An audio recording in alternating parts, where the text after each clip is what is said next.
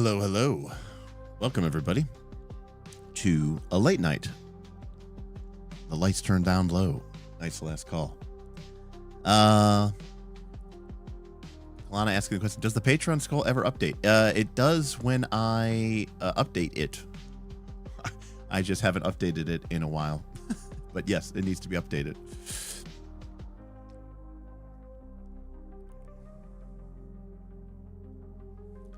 It's a text file that I have to export from my Patreon, but I don't think I've updated it in a while. So we could have played a game. No, I was pretty busy all day. I actually just got home not that long ago. But yeah, I don't know. My sleep schedule's been all crazy, and I felt like just hanging out with you all. So I hopped on the old interwebs, and here we are chatting. I turned the lights down a little bit. We're about one stop of light less. It's about 50% less light for those of you who are not photographically inclined. And yeah, here we are. What's going on, everybody? Ben says it's too late for him. Have a good stream. Thanks, Ben. Pepper is shocked. Kendall is excited. Sunhawk is taking a look.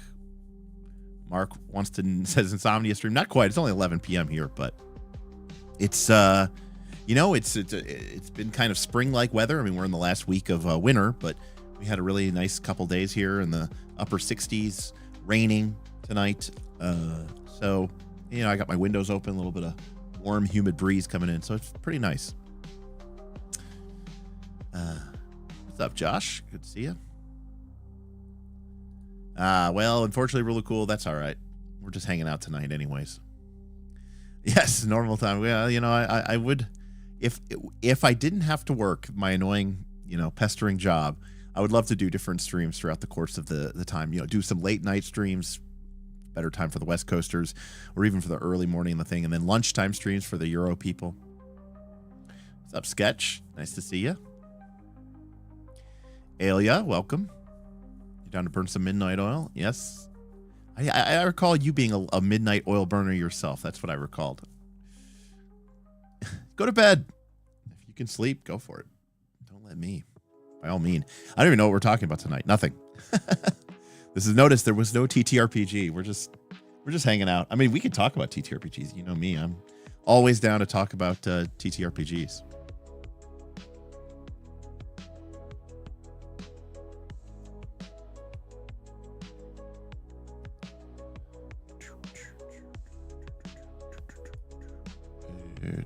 Did I just get output?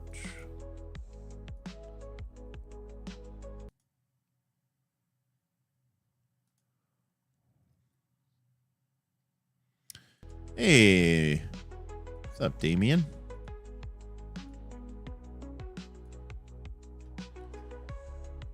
What is going on? Blah, blah, blah, blah, blah. Story path first look. 33 months. Crazy. It's been a long time. Eventually, yeah. I mean, once we get through March here, why not? You know what, Damien? You've been a while since we did Sentinels. You got it, buddy. We'll try to get one in April. Just keep reminding me. Keep pinging me about it.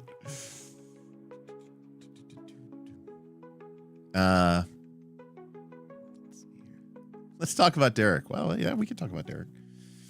Yeah, it's it's obviously been quite the week for me. Lots of emotions, lots of feelings, lots of stress, lots of relief. So, I'm just still trying to process everything, I suppose.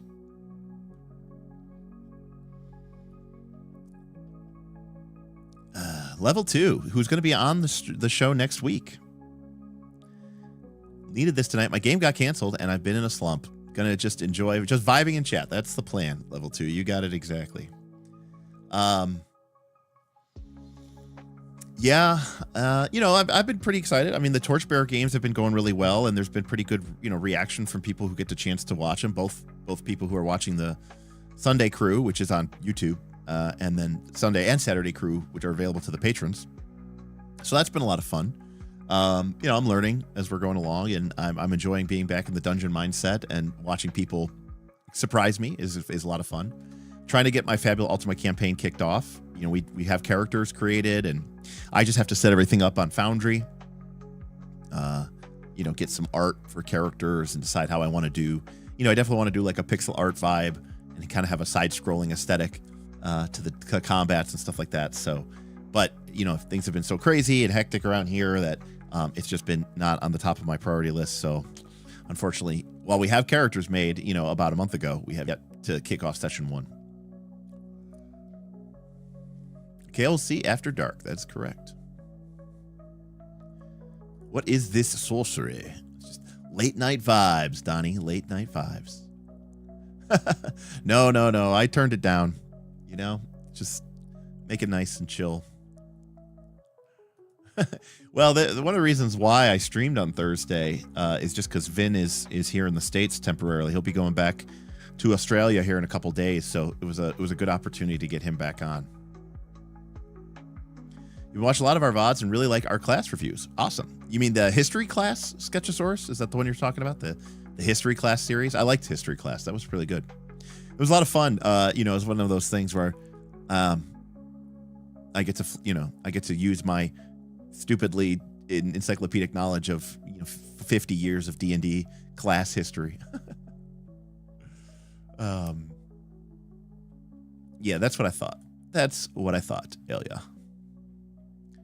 Daniel, thank you. I am doing okay. You know, it's, we're just taking each day by day, working through, unfortunately working through some of the final affairs of my father and trying to get stuff settled with, funeral homes and final bills and hospital bills and all this other stuff, and figuring out what to do with, his stuff and all that other stuff that comes with it. And it's, yeah, it's been quite an experience. I mean, again, if there's an upside to this, which there's, hard to find, but, we had some time to prepare for this. And so it's, it's coming, that helped put us in the mindset, it wasn't a question of if, but rather when. And so, there was a certain amount of expectation there that, now that it's over, we can finally kind of start to try to move on. Ken, I wonder how many people actually watch these streams on their phone. One thing I've never made the switch to 4K streams just because I was like, so many people watching their phones. I don't even think it would matter ever. Arcs, just watched your first Torchbearer session this morning. Fun time. Yeah, that was a doozy of a session. I won't spoil session number 2, Arc, but it's session 2 should be up on the session 2 should be up, right? Maybe it's not. Let me see. I thought session 2 was up. Might only be up for patrons.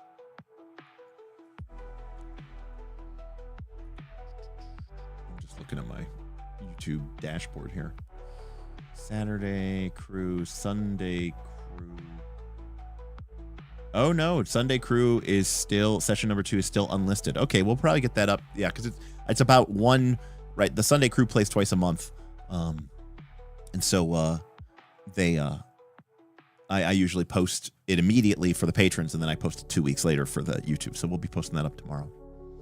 So you'll get to watch session number 2, and then session number 3 will actually be happening. Keith wants to know, Derek, why do I have a white eyelash? I have a white eyelash because I have a small patch of what is called vitiligo. It's a complete lack of pigmentation. It actually also includes a patch of my skin here, which kind of looks a little splotchy. And it extends down. It goes up into my eyebrow a little bit, and then it extends down through like half of my eyelid. And so all of the eyelashes that are in that patch have no pigment. And so they're not gray. They're actually pure white. And so it's called vitiligo.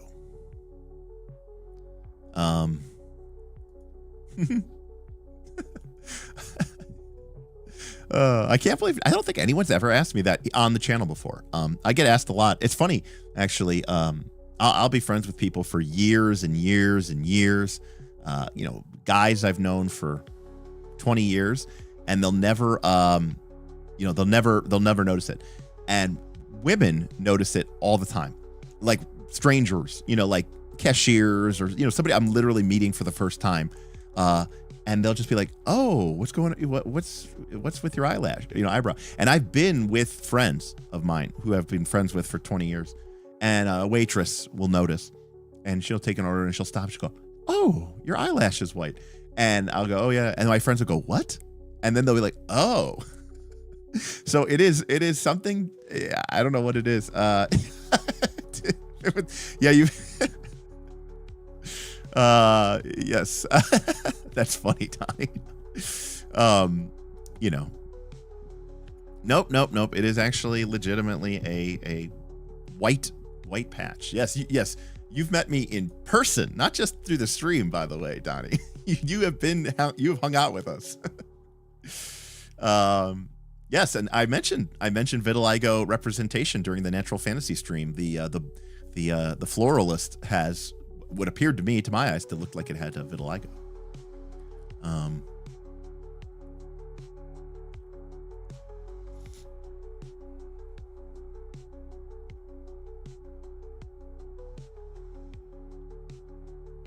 Let's see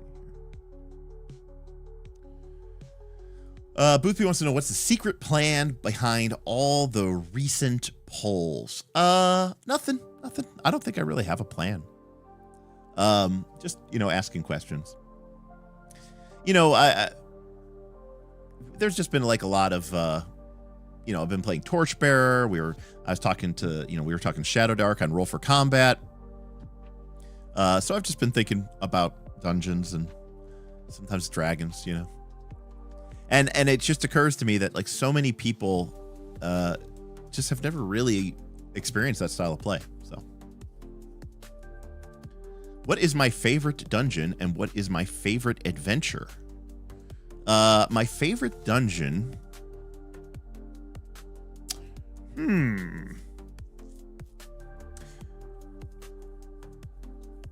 It's a great question.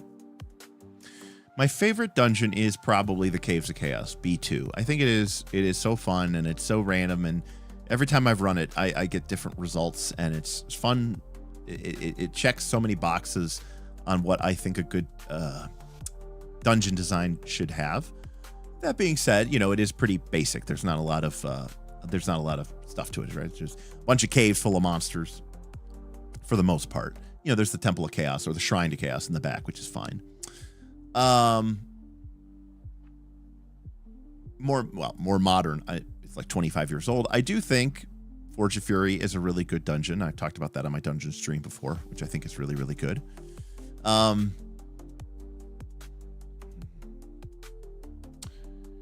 There is a dungeon called the Slaughter Guard. I think it's called the Secrets of Slaughter Guard.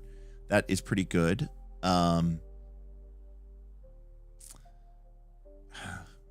Yeah, I mean, I love White Plume Mountain. I love the Shrine of Tomoe-chan. Those are both classics. I don't know, somewhere in there. From like more modern stuff, I don't know. From the Necromancer Games, which was the 3rd edition publisher. I mean, obviously Rapana Thuk is the one we talk about a lot, but Rapana Thuk is just like this really, really obnoxiously large mega dungeon. I mean, I like mega dungeons, but this thing is like over the top. But they made some really great dungeons during their Necromancer Games era. Tomb of Vibithsor, the Lost City of Baracus, Hall of the Rainbow Mage,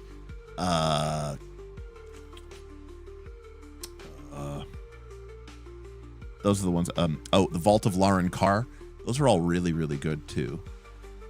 So I really enjoyed a lot of the Necromancer Games modules as well.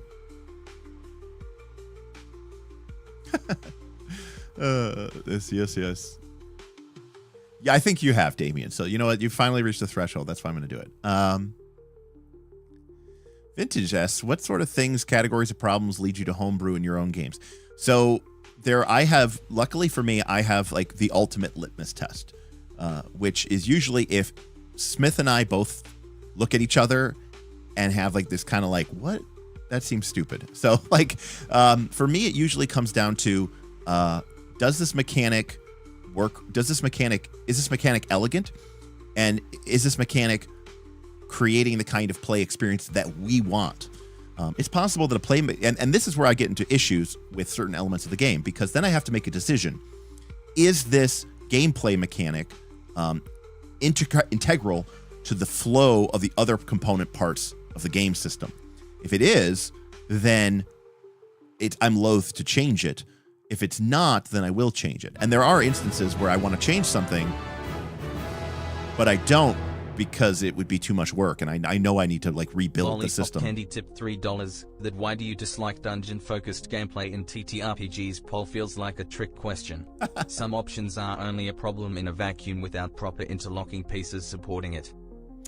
Lollipop, yes, and I did make a note bene in there, which is to say I don't think all of these things have to be problems. I don't think they have to be problems. I think, number one, I think some dungeons do have these as problems. Number two, I think that some people will find, even in a dungeon that appropriately addresses them, will still find those things to be issues. So this is more of like a question of like, why are you loath, or why do you dislike the dungeon experience? Like, what are your biases? Like, what, maybe they're based off of your experiences that you've had. Maybe you've run, maybe someone has played in a really good dungeon and you still found, traps to be really annoying, even if they're quote unquote done well. Even if all of those elements of a dungeon are done really well, I still think people can still bounce off of the concept. So that's where I was going with that poll. I'm just kind of curious to address that.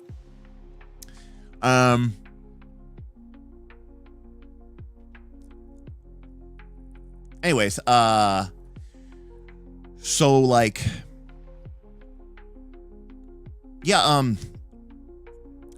like I'll give you a great example. And I didn't fix it, and I wanted to fix it, and then my players, including Smith, kind of yelled at me because I was like trying to homebrew a system before we'd ever even played it. But I understood that it was going to create a play pattern problem, and it did. And then Smith was kind of like, yeah, we should have probably fixed it, but we weren't planning on playing the campaign for that long. But when we played Forbidden Lands, and this is getting oddly specific about the Year Zero engine, I knew I didn't like the play pattern that pushing for willpower generated. I just knew I didn't like that. I knew that people were going to use their experience points to buy cool new spells and cool new, I don't remember what they're called. I don't think they're called powers, but cool new talents. And most of those things required the expenditure of willpower points. And the way you got a willpower point was by pushing a roll. And I'm not even suggesting that is going to lead to, some gaminess. It's just that naturally people are going to now be incentivized to push rolls, if for no other reason than to get willpower.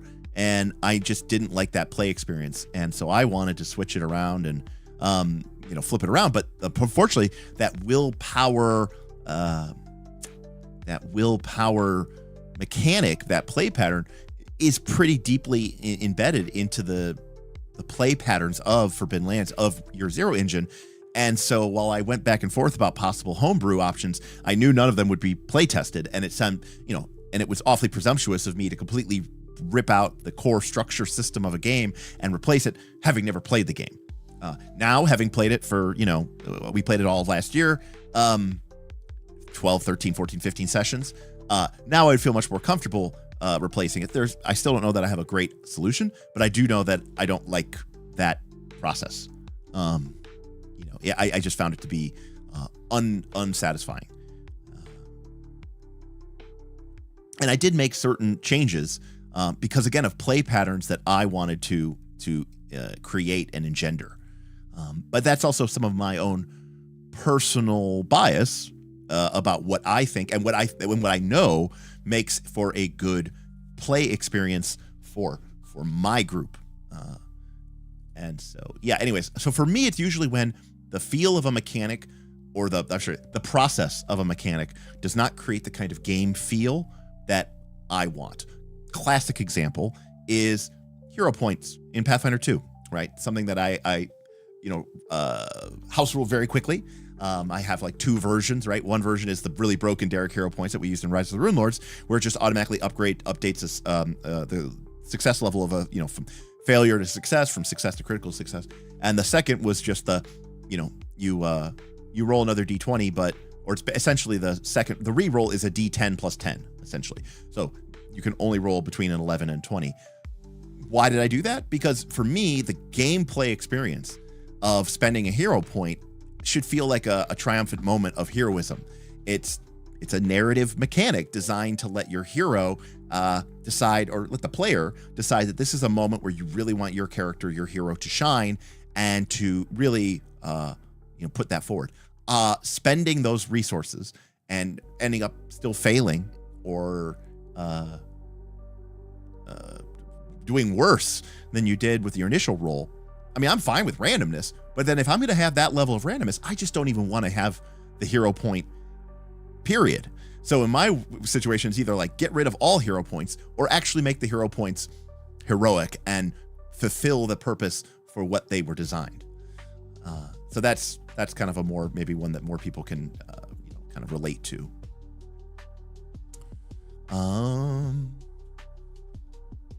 Oh, you like the history class, huh? All right, sweet. Yeah, history class was a lot of fun.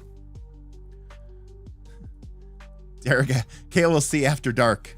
Hey, everybody. Welcome to KOLC After Dark. I'm your host, Downtown Derek Brown. You got another room? Steven's the man. I mean, yeah. I mean, depends on how much it is. Yeah, one of the reasons a lot of people are like, "Oh, you should do the history of the Alchemist," and I'm like, there is no history of the Alchemist. It was in Pathfinder and then Pathfinder 2. Yeah, unfortunately, it's not so much an issue of probate, although it is kind of an issue of probate. The issue is that my dad didn't leave a will, and certain people in my family feel like they are entitled to certain assets of my father, and I am of the belief that it should all just go to my mom. And so, yeah, we'll see. So if you have children, you should have a will. How about that? If you have children, you should have a will. If you're in your 60s, you should have a will.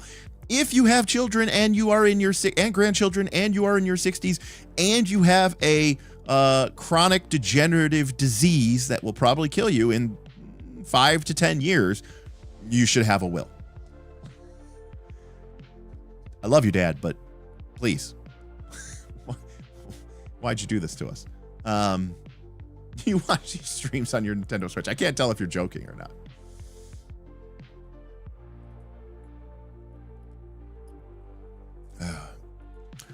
Well, Boothby, I mean, that's the mark of a true, that's attrition-based play, right? Where you can't just make an error and then go to sleep and wake up and it's completely dealt with. Torchbearer is all about paying and paying and paying and paying for those prayers over and over and over again.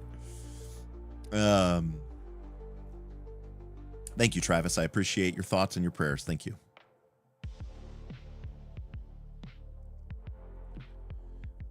I definitely do not have mutant powers, except like I do get sunburned there like pretty easily.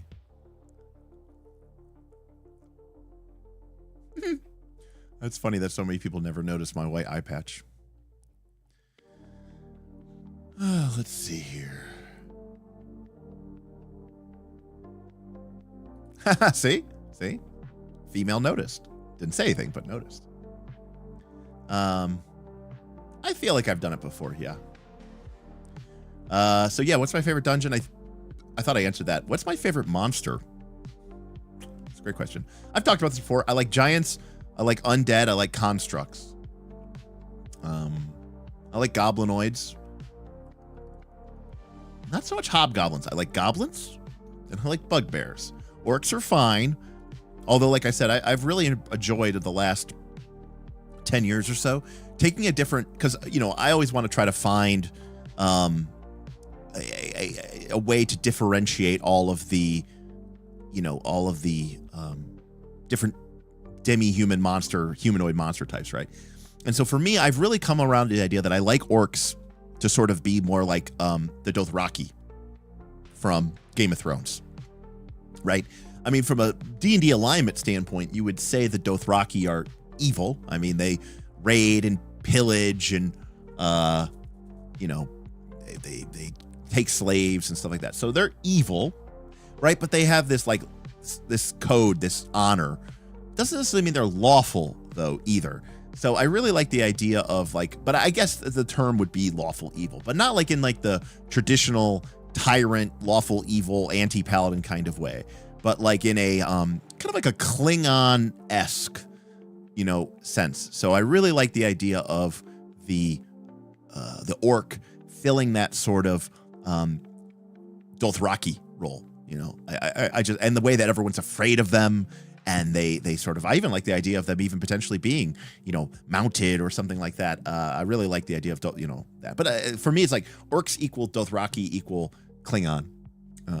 Goblins and goblinoids sort of fill that neutral evil niche for me.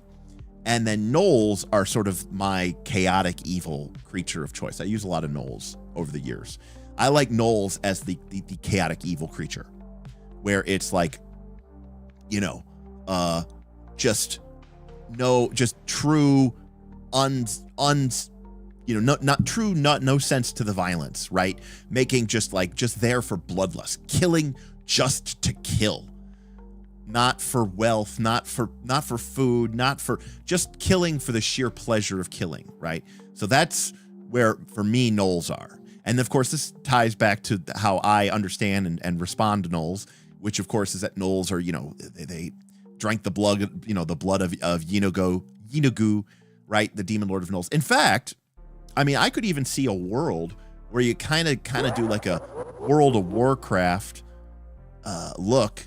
Hey, Whipplestein. Wow, thank you, buddy. That's awesome. Thank you so much. Whipplestein, thank you so much. I'll definitely answer. What's my favorite fantasy ancestors to play as? I will definitely answer that question. Thank you. I'll just finish off with what I was talking about gnolls. In World of Warcraft lore, right, the orcs were, you know, they had a culture of strength and a culture of combat, but they were ostensibly a relatively peaceful people. And then they drank the blood of Manaroth, right? And they became cursed, and they became the sort of, you know, violent, hyper-violent, you know, orcs that we know from Warcraft 1 and 2 and 3. And there's a whole thing now to make orcs less bad guy-ish in World of Warcraft. I'm fine with the idea that maybe like once gnolls were these, you know, scavengers for sure, you know, because they're hyena people, and having a bit of that sort of scavenger mentality, not necessarily like champions of good, but that somehow they became cursed with the blood of this demon lord, or they fell into the power or the domain of this demon lord, Yeenoghu, and that sort of has cursed them with this terrible bloodlust. And I love that idea. So I really love gnolls as like the unthinking savage brutes. And of course, I see people talking about, you know, Anchor Root and, you know, Kolos or whatever, or whatever they're called. And I mean, all of those characters that are, you know, all those ancestries that are have been, you know, whitewashed, bother me, but none bother me more than the gnolls, just because they are like my favorite, you know, evil, super evil, crazy, you know, demographic thing. So that's it. That being said, my players would tell you that my monster that I probably have caused the most harm with is a sub race of the Beholder. It is a lower CR Beholder called the Gauth. I don't even know if that's in 5th edition, but it was in 3rd edition and it was in 4th edition. And it is like, if the Beholder was like a CR 11 or 12, the Gauth was like a CR 6. And the Gauth was basically a smaller Beholder with only, I think, 6 eye stalks instead of 10. And its central eye, instead of being an anti-magic cone, was a stun aura cone. No, Gauth, Gauth, Gauth. One sec. We still got that up.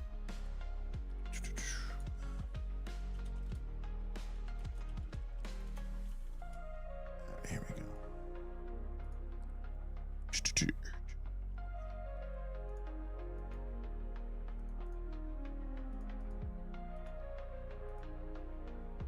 There we go.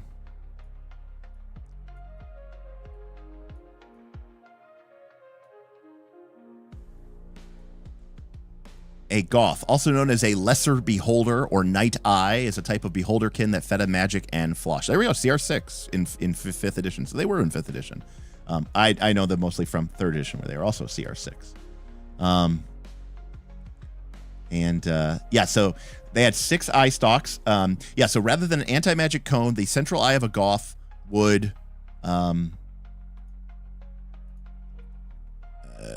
stun those who came too close. And then their 6 eye stalks had Dispel Magic, Inflict Moderate Wounds, Ray of Exhaustion, Scorching Ray, Sleep, or Paralysis. So not like the, you know, instant... I've got 13 instant death spells like a normal beholder. So any case, yes, that very long answer. So Wolfenstein, thank you so much for that very generous super chat. That is very awesome of you. Thank you so much.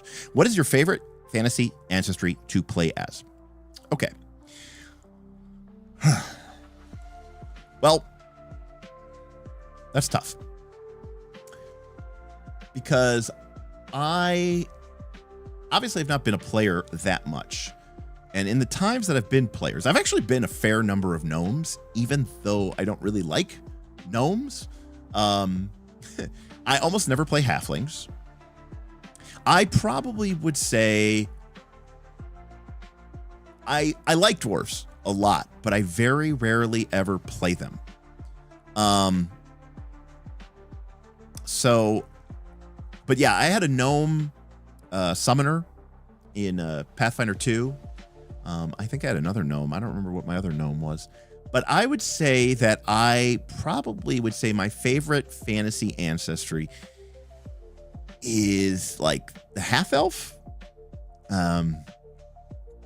I liked multi-classing in AD&D 2nd edition, and the half-elves could do that very well. They were, because of the way multi-classing worked in AD&D 2nd edition. So I always liked half-elves because I like being like fighter mage thieves or like fighter mage clerics or fighter cleric thief, I think was one. Like they had like all these different options. Like they could be triple multi-class, and I thought that was badass, and I loved doing that. And I thought they were cool in 3rd edition as well. Although I like elves as well. But my problem with elves is like I want elves to be like Tolkien elves too much. And in fact, I even had a campaign once where like elves were like, they had like an ECL of like 4 or like 6 or something like that. So like they were like this super hyper powerful race. So I don't necessarily love that like elves like are just basic, you know.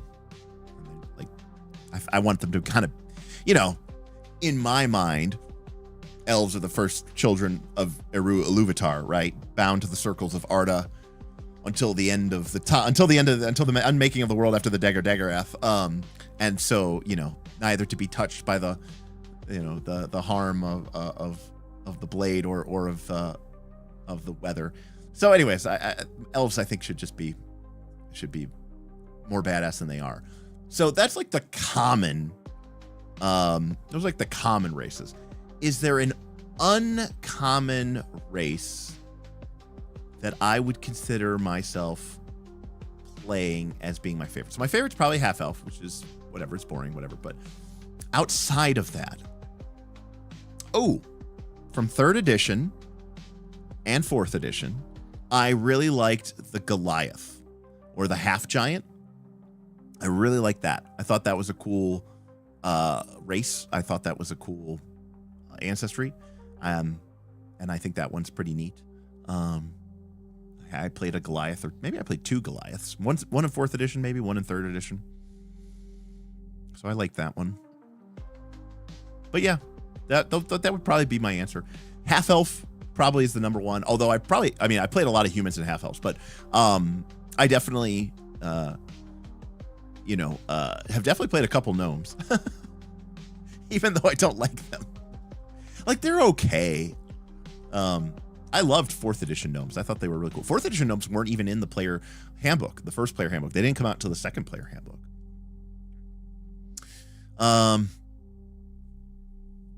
So that I don't like anything that's just too crazy, you know. Tengu. Yeah, no bird people. I mean, back when there was always was it Aarakocra? Like Aarakocra were like the bird people back when we were playing Forgotten Realms and stuff like that. Oh, I do think the whole bleaching thing in Pathfinder 2 is neat. I mean, to be fair, anything better than the gnomes of D&D, right? Like 3rd edition or whatever, where they're just like, I don't know, kind of like dwarf halflings. That's where they're the most boring. I like them having, I mean, my favorite gnomes are the gnomes from every other fantasy IP outside of Dungeons and Dragons, which is like in EverQuest, and EverQuest and WoW, they are, and Dragonlance actually, so not outside of all D&D, but in Dragonlance and WoW and EverQuest, they are these crazy tinkerer, steampunk inventor type people, and that's my favorite type of gnome.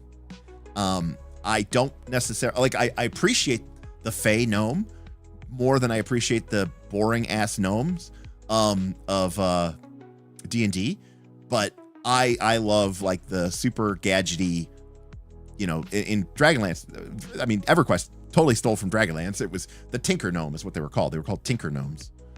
And they were these kind of like, you know, in Magic the Gathering terms, they were, you know, they were blue-red, you know, is it to the max, just like crazy, chaotic inventors that made these like Rube Goldberg-esque, you know, creations. And it was, you know, those are my favorite type of gnomes.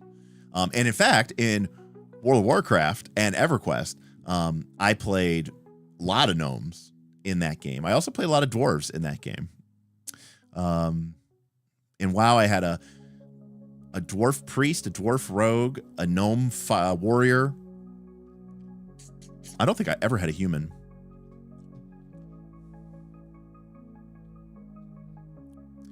I mean, this is without me getting off into a whole tangent about how, you know, ancestry is just like easy to just like not play and not do anything with. The first sentence about gnolls: Kolos embrace practicality and pragmatism. Sure, that's what everyone thinks of when they think of a hyena person. Yeah, I mean, it's, you know, here's my problem with the Kolos. It's totally fine. But don't, like, just make a new race. They do that all the time. Like, why do you need to repurpose an existing race and make them into something that they're not? That's fine. I don't understand why, like, you can make a, you know, a whatever race that is about practicality and pragmatism, but why are you using a race that has existed for, you know, 50 years and do that? Dr. Waits, I'm sorry to hear that. Hail's tough. It doesn't take much hail to total. I mean, I worked for a car insurance company for over 10 years, 15 years. Yeah, hail is all, like, just basically totals everything.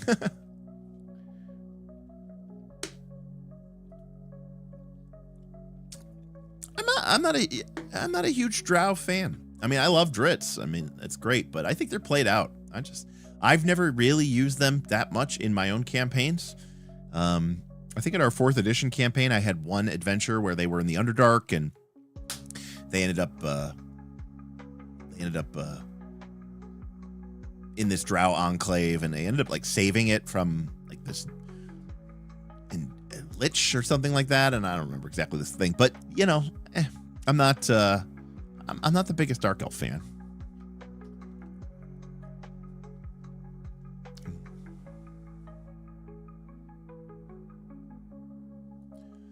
That's fine. Yeah, make goblins tinkerers in my campaign. Mostly they just tinker with things that start fires explode. That's very World of Warcraft-y too.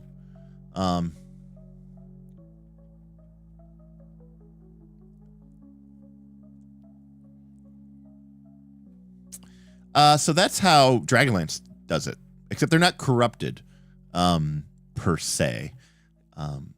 Dark elves in Dragonlance are just elves that have been sort of banished from the elven community, and those are called dark elves, but they're not necessarily corrupted. Did you ever pick up or play the Warcraft 3rd edition books? I did not. I had the EverQuest books, but not the Warcraft books.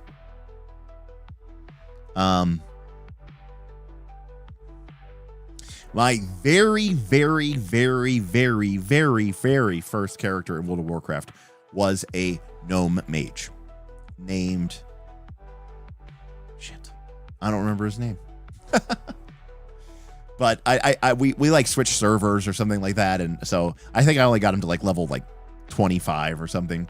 But my very first WoW character was a gnome mage.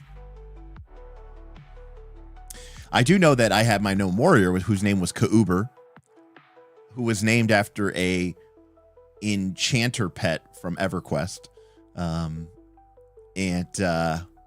my dwarf rogue's name was Aldrich, and my dwarf priest's name was Grimbald. And yeah, boo Alliance, down with the Horde. And I hate the Horde because I used to play a lot of Battlegrounds. In fact, that was probably about most of what I played for the majority of the time. I mean, I was really playing WoW mostly during like the end of vanilla, well, like halfway through vanilla, a lot during Burning Crusade, and then I actually stopped playing during Wrath of the Lich King, or before it even came out. So my peak era was during Burning Crusade, and then I came back for Cataclysm.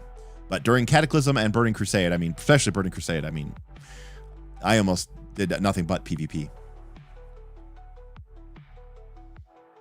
That's fair enough, Damien. WoW goblins are Horde gnome Ferengi. That's an apt description. I don't mind them as being sort of time is money, friends. I mean, that's, you know, I can imagine there being the goblin rules of acquisition.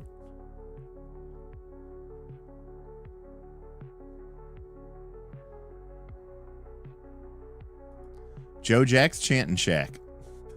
That's sick. There you go, Shadram. Horde rules. Pfft.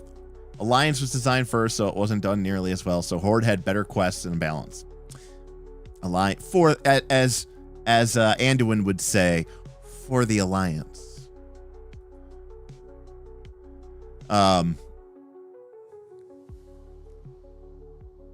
Man. I mean, I've played World of Warcraft. You know, I haven't played as much as I'm sure a lot of people have, but I played it. And for my money, there is like Dun Morrogue is like the prettiest zone ever. Teldrassil is very nice as well, but I love Dun Morrogue. Love it. Love it. And I love the original Loch Modan before Cataclysm. And I love whatchamacallit? What's the place with Menethil Harbor? The swamps. I gotta look up a WoW map of Classic. That zone sucks. That zone always sucked. Badlands was cool. Searing Gorge.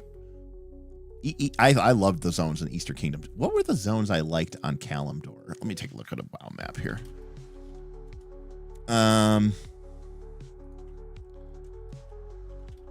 Let's see here. Gotta be is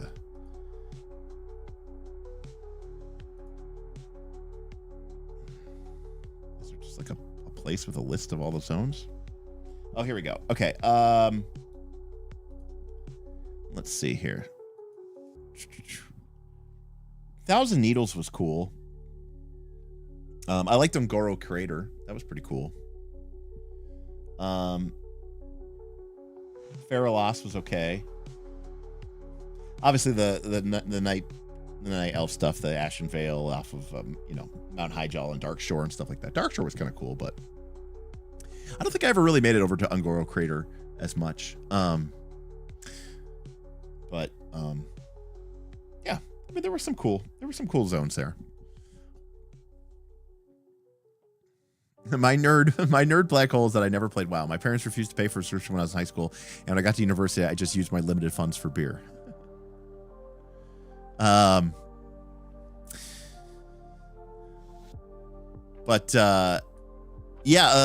we were big EverQuest players in high school, and then through college, and then I graduated college and got my first apartment, and EverQuest 2 came out, and we were all in on EverQuest 2. And then like 6 months later or something, World of Warcraft came out, and my girlfriend at the time, started playing World of Warcraft, and we're all like, no, like we're EverQuest players, and then we're like, oh no, this looks pretty good. And then like we all kind of like secretly switched to World of Warcraft. And like nobody actually, it was like a couple of weeks that nobody said anything, and we just noticed that nobody was playing EverQuest, and we were just switched to World of Warcraft. But it was a really fun game for sure. I never got super into it like everybody else. I never raided. I was never part of any sort of guild or anything like that. I mean, I will fight you, right? I will fight you in Warsong Gulch. I will fight you in Alterac Valley. I will fight you in the Nexus. I will fight you in the Eye of the Storm. I will fight you, anywhere that there is a, anywhere that there's a battleground. I will fight you in the Arathi Basin. I will fight you in Gilneas. I will fight you in anywhere, and then win because I was good at fighting. Well,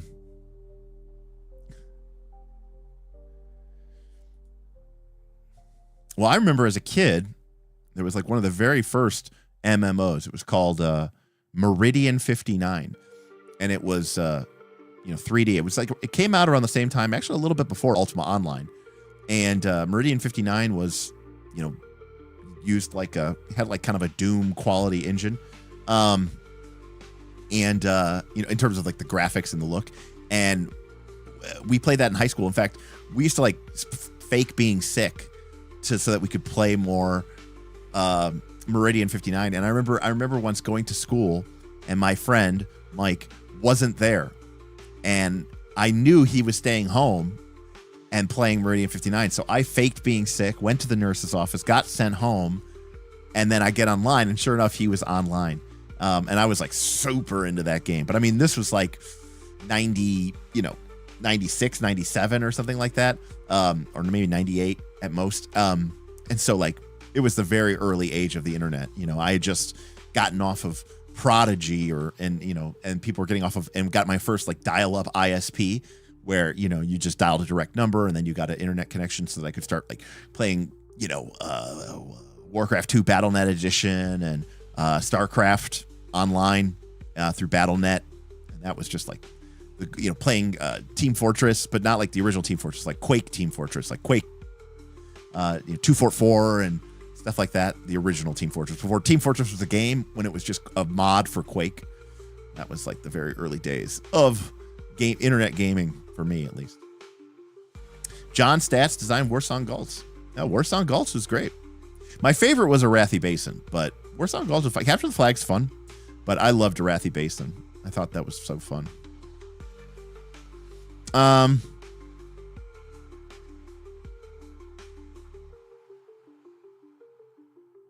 Never played WoW. Didn't see the appeal when you could just play. Well, we were still playing D&D like all the time, but rather than play like any other sort of video game, that's basically what we played.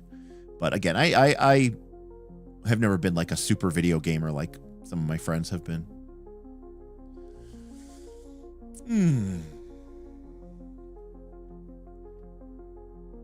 Did Dragonlance win the next setting deep dive? No, that did not actually win. So, we didn't complete that goal. I mean, we'll do it eventually, but it's not on my list.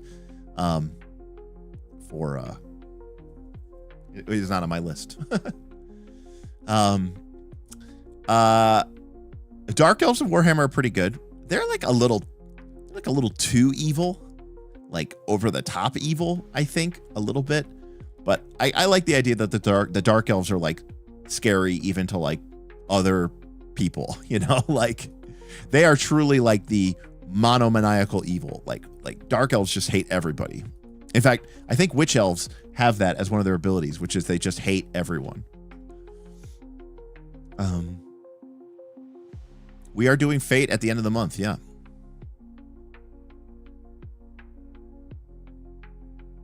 Witch elves, the dark elves from Warhammer.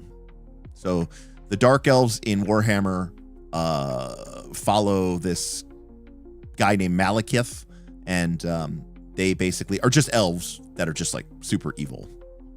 And they like split with the elves, and now they live in what is essentially Warhammer North America. They live in Warhammer, Canada. It's where the Dark Elves live, called Negarond or Nagaroth. I think it's called Negarond. Witch Elves. Oh, sorry. Yes, it is witch. Oh, you said Witch Elves. Witch Elves.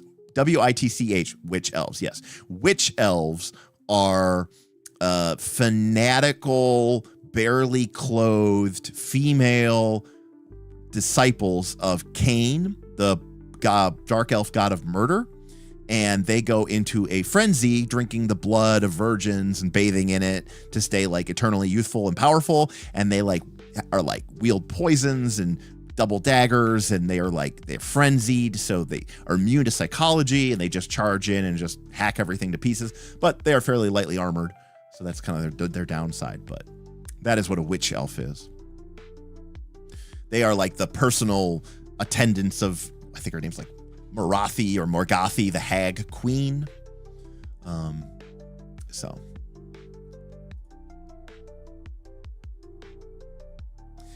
Did I ever play Ultima 7 on PC? The Black Gate? Yes, I did. In fact, my very first screen name for a very, very long time was Noctur, Noctur, which is the name of an island from Ultima 7.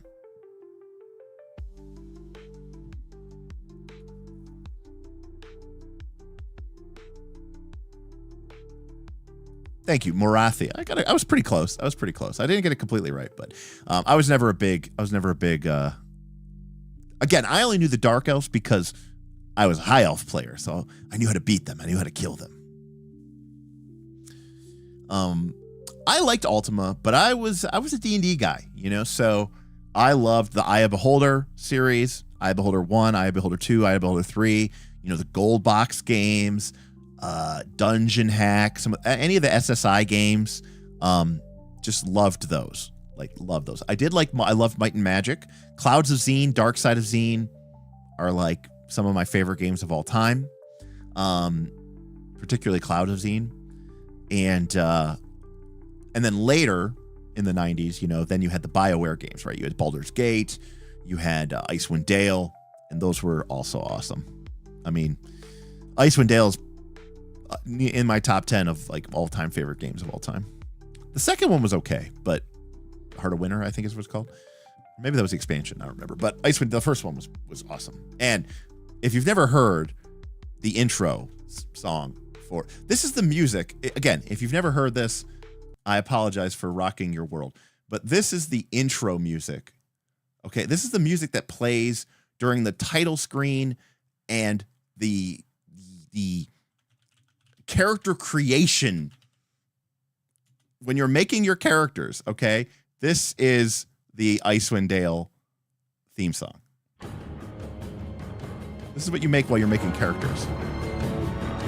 It's the best music of all time.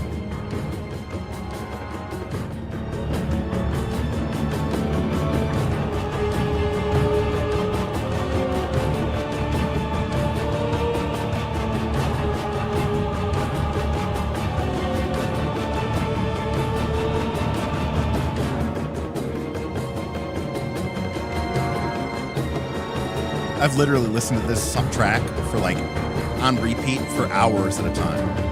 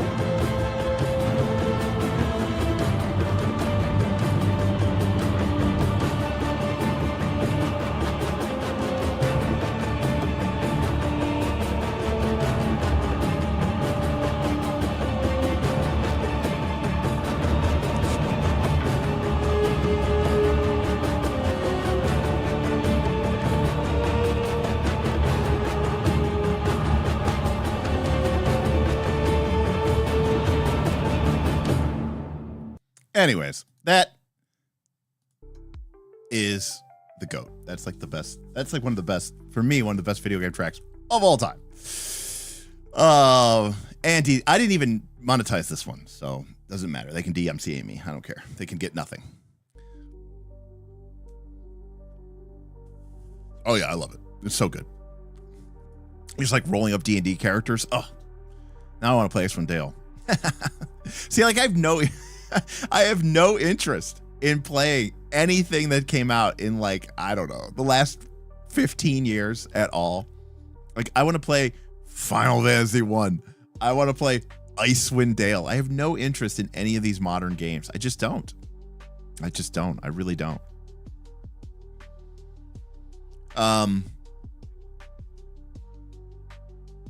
Yeah, that's about right. That's probably about when I stopped playing. Like that was like my late 20s.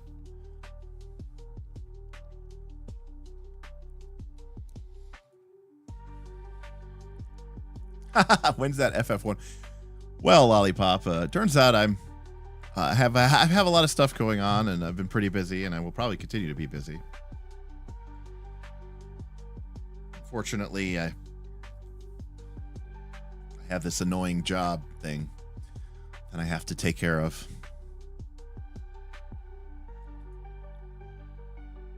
I did tell my boss during my annual performance evaluation, he was like, he's like, so you and your coworker are probably going to get transferred to this other team. And I was like, no, I don't think I want to. He's like, well, no. I was like, nah, I like you. I think you're a great boss, and I really like our project manager here, and I don't really feel like learning new teams and new schedules, and I kind of just want to stay here. He's like, well, we'd probably have to like change your role, and you'd have to do some different stuff here. And I was like, yeah, that'd be fine. I go, honestly, I was like, if it's too much of a hassle, maybe I'll just quit. I go, I barely make enough money off of my YouTube thing to just sneak by, just pay, because I don't have any real debt. I go, sure, I might not be able to go on vacations or stuff like that, but I could make it work. But then I'd have all the time I would want to play Final Fantasy 1. But I did buy a controller, so at some point that'll happen. I thought I saw a question that somebody asked. Whenever you ask a question, if it's a question to me, put the word question in there. Question, and then say, because that highlights it on my little screen, and then I can see it better. I think there's a new option with this plugin for me to even be able to pull them out.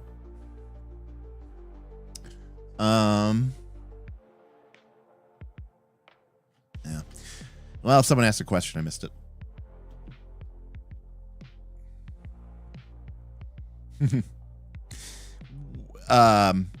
Well, who knows? I mean, supposedly the Final Fantasy 14 English core rulebooks are shipping. Smith got his notification that his is shipping, so I'm excited to take a look at that. Hopefully with him, actually, and see what this game is like. Question: are there any TTRPG systems that Derek finds interesting that I have yet to cover on stream?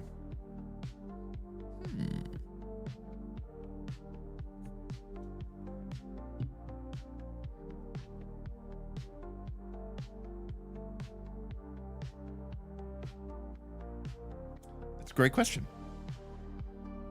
Yes, there is. I've talked about it before, but I've never actually covered it. Is one of the systems that kind of defined my growing up. Actually, was the Dragonlance Saga system, which is a card-based RPG, as in like playing cards, but like specific to this game. I've talked about it a lot, but I've never actually covered it, and it's one of the games that we actually played the most.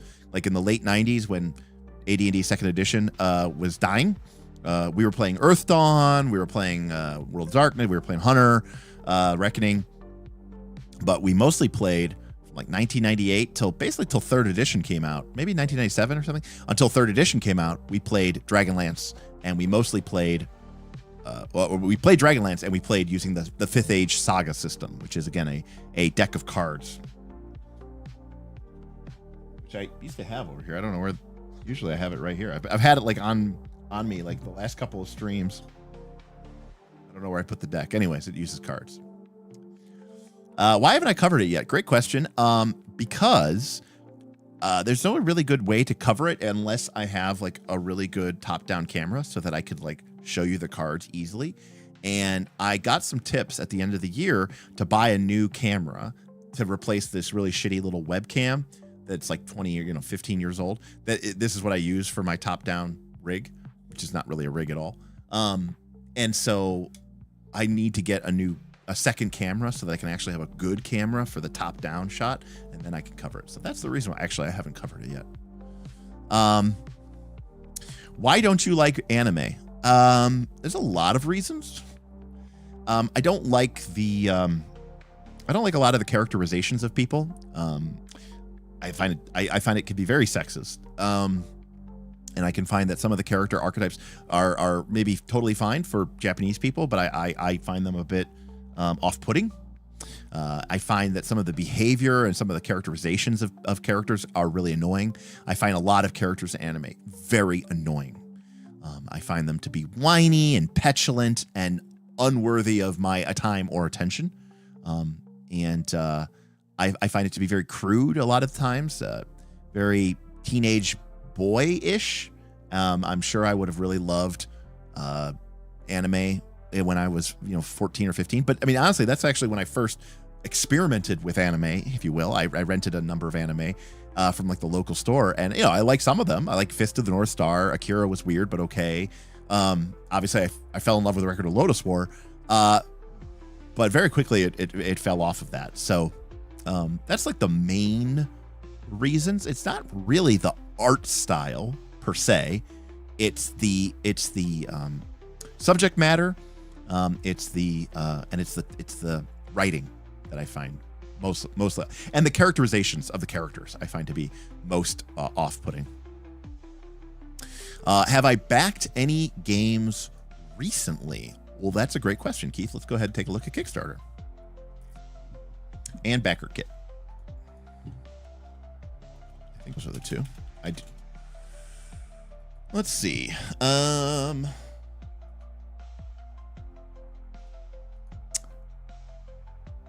Let's see. All right.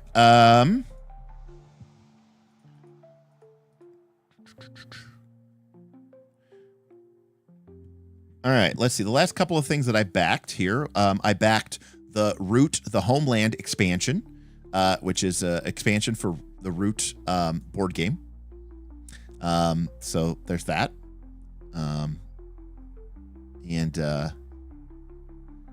So that's not really a TTRPG. I backed the Broken Empires, the Simlight D100 skill-based TTRPG, just out of respect for Trevor.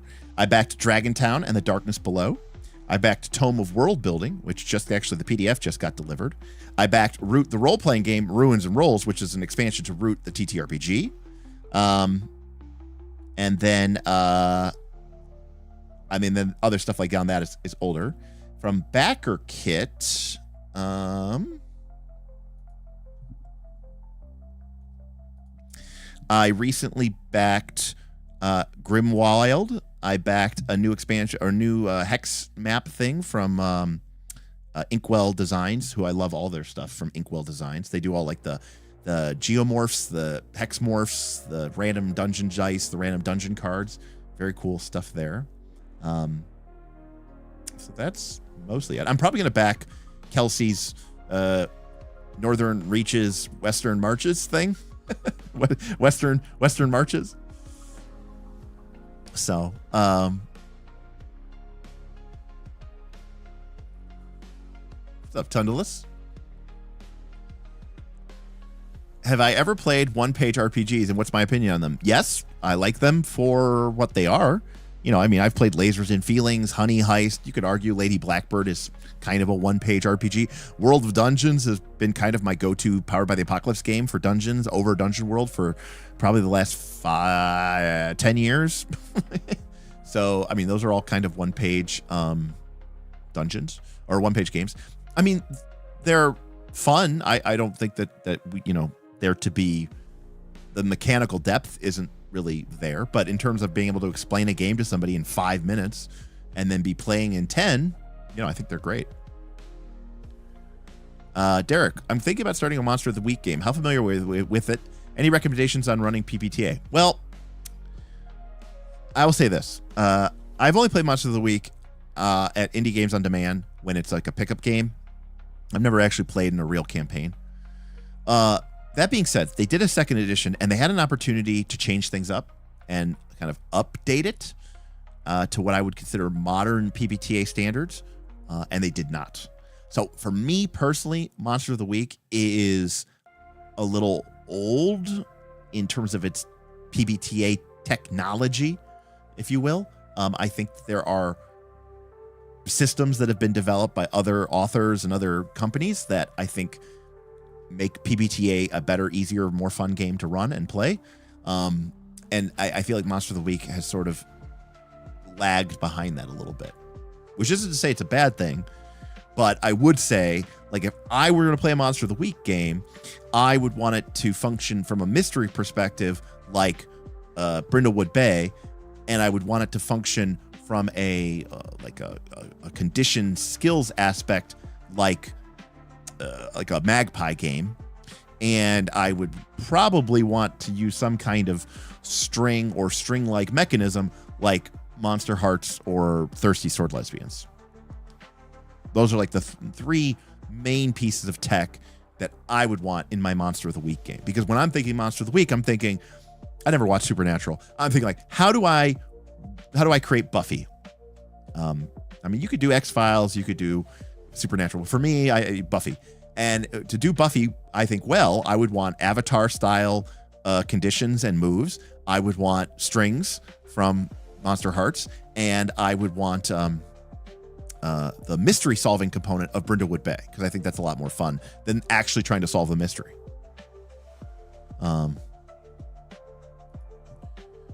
What do I feel is the best system right now for a West March style game?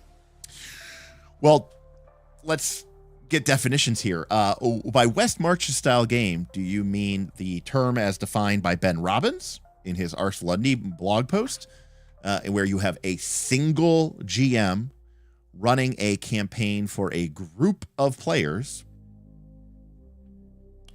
with no set schedule date? Instead, it is on the players to organize themselves and try to work with the GM schedule to schedule a play date. Okay, let's assume that is what you're talking about. Great question. I don't know. And you know why? It's interesting that you bring that up. I've been, I was showing this on Roll for Combat the other day, right? I was looking at all these old school games. I had this idea. This crazy idea. If you're not a member of our, basically, I had this idea of doing a West Marches style game. Torchbearer is fun. How do I state this? There's a lot of overlapping things here. What Smith and I originally wanted for Northern Reaches was to create a West March style game, but instead of one GM, you had many GMs, and you had a bigger player base that could explore and work in this game system and this world together. And we wanted it to be dungeon focused, and it didn't really develop that way, which is fine because Pathfinder 2 has some issues with going into dungeons and blah, blah, blah. And some of the superhero nature of that doesn't really work particularly well for that anyways.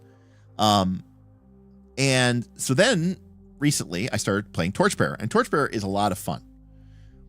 And I'm really enjoying it. And it's probably my preferred way to be doing what I'm doing right now. But Torchbearer, for all of its awesomeness, is not, D&D, grindhouse, hit points, 10-foot corridors. It's about exploring characters, right? It's about challenging what your character believes in. What are your character's goals and beliefs, and how do you challenge those? And that's how you level up. That's very different from get treasure, get XP, level up, get more hit points, fight bigger things, get bigger treasures. So I like Torchbearer, but playing Torchbearer has sort of made me nostalgic for, just good old-fashioned BX D&D.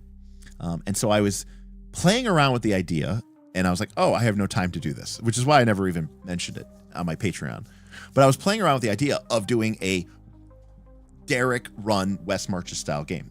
Because the other thing about Torchbearer is great, but you know, I can only play with so many people, and you know, the number of slots is fairly limited. And you can't really drop in and drop out. You kind of have to commit to the whole thing. And so I had this idea of like, it'd be fun to run a West Marches style where it's like the only GM is me. But of course, the reason why I didn't say any of this is because I don't really have the time to really do this. But I was thinking, what system would I use if I were to do that? And the answer is, I don't know. Obviously, the prevalence of being online would sort of affect some of it. But, you know, I would probably say the best system right now to do a West March style game is probably, from like a holistic standpoint, it's probably Shadowdark, is what I would say. Just because it's going to be very familiar to people. It's very easy to GM. Everyone knows how advantage and disadvantage works. That being said, I also think that if you're willing to look outside of quote unquote D20, even though it uses a D20, I think Dragonbane actually might be the real answer. Now, obviously, it's not D&D, you know, in the sense of like this. Like, part of the reason I would want to run this is because I'd want to run BX, you know, and actually run a proper basic D&D. But I think Dragonbane has a lot of appeal for a West Marches style game. And the reason is, and this is why we wanted to do Dragontide, which was going to be Northern Reaches, which is for Pathfinder 2, but done with Dragonbane. And the reason is because it does not have levels. And so what that means is if you have a player who's playing in your West Marches style game, and they play every week, they're always free. You know, they're like me, some loser who's single and has no kids, except they don't have a YouTube channel and another job and all this other stuff. So they just play this game. They play 2-3 times a week. They're always free, and they're playing a bunch. Well, in Dragonbane, that means that there's no level. So sure, eventually their skills are going to go up. But the thing is, the skills have diminishing returns, right? When your skill is 10, your odds of getting a skill up on that is about 50%. But by the time your skill is 14 or 15, then you're only 25% to get a skill up. And by the time you're 16 or 17, it's really difficult to get that last one.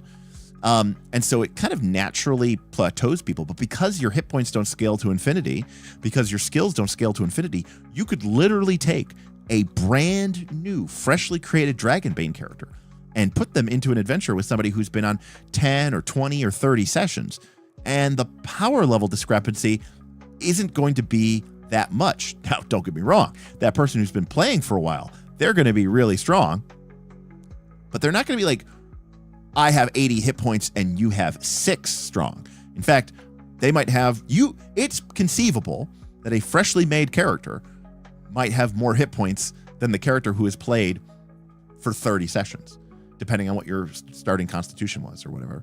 And so that I think is really appealing to me from a West Marches style game, because it means that the player base doesn't get fragmented and get, you know, split up, and you can actually legitimately compete. Whereas if we were playing BX and you're like, oh, I'm free Friday night, and I'm like, okay, well, all the other people who are free Friday night are 4th level or 5th level, and you're only 1st level, your ability to contribute is somewhat limited. And so I really like that about Dragonbane, which is why we wanted to use Dragonbane to do Dragontide and to create a, sort of a, what we call a massively multiplayer online a massively multiplayer online virtual tabletop role-playing game, MMO TTRPG, which is what Northern Reaches is, but use Dragonbane instead of Pathfinder 2. So I like Shadowdark, but Dragonbane might be the right answer. If there were a TTRPG system that compelled you, Derek, to optimize your character, what would it look like? If there was a TTRPG. 4th edition?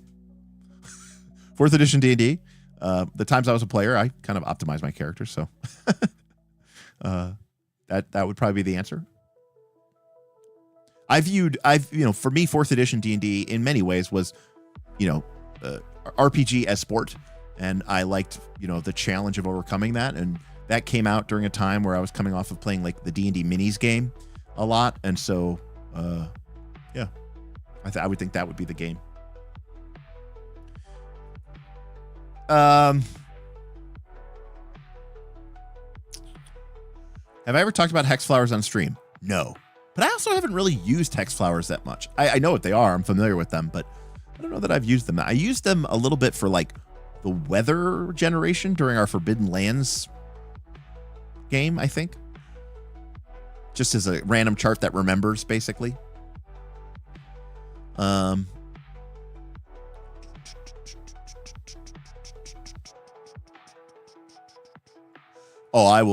I'm going to back that 8 times. if I could back it 8 times. Any Kickstarters you regret doing? Like I regret Sentinel Comics and A5E. Any do I regret not doing?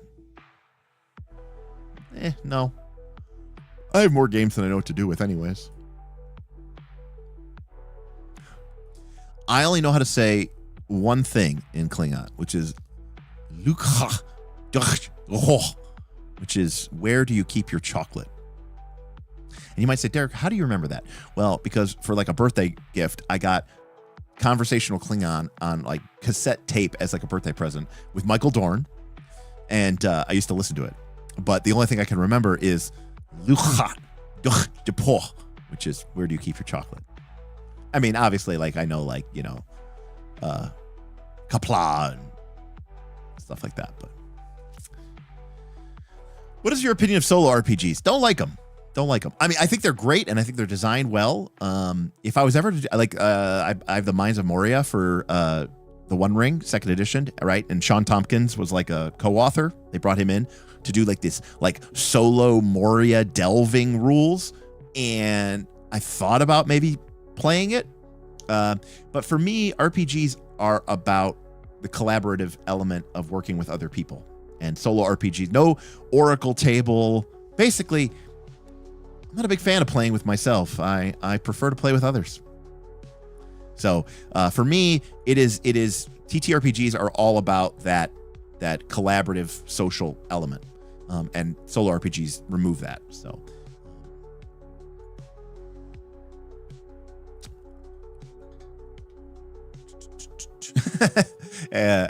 Elias says, I'm not a PvT expert, but I will tell you what not to do. My keeper did, and make everything, almost every roll, a act under pressure roll. I mean, that's a common PBTA mistake, so I don't really fault your keeper for doing that too much.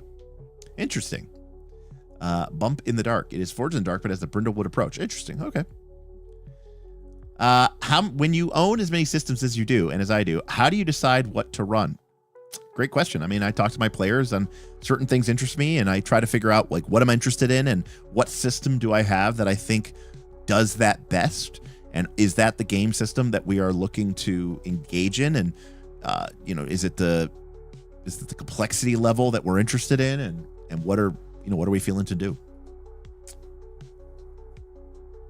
Torn, I am planning a Sandbox West Marches Northern Reaches Dark Sun campaign using 4E. Any thoughts, comments, or recommendations?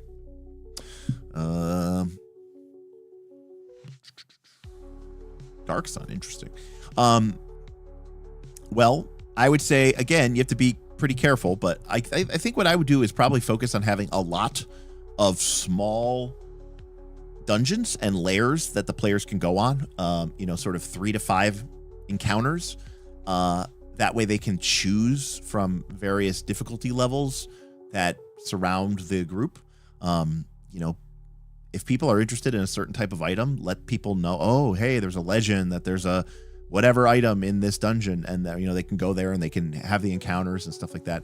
I think doing 4th edition is a little tough because, in my personal opinion, 4th edition requires a lot of planning to do well, personally. I think a good combat encounter is not something that you can easily quickly throw together. I think including the terrain elements are very important in 4th edition. The 4th edition DMG goes into great detail about difficult terrain, blocking terrain, hindering terrain, challenging terrain, harmful terrain, traps, hazards, the whole thing. So a constructing the battleground, constructing the battlefield is as important, in my opinion, in 4th edition as is creating, 2 artilleries and a bruiser and a lurker and a skirmisher or whatever. So one of the reasons I like dungeons for 4th edition is because dungeons ensure that you can do your prep, and as long as the dungeon isn't like a linear hallway, you can kind of ensure that you can prep something and get used to it. can get used.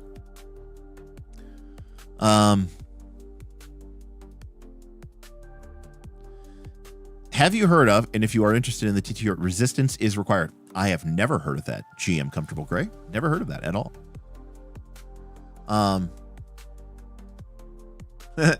East March was so fucking good. East March was the name of a West March style Dragonbane game that was run on the Knights of Last Call Discord by Edril, and was a huge inspiration, Pulf. I mean, just reading the stories, talking to Edril, and I was like, I want to do this for the whole community, right?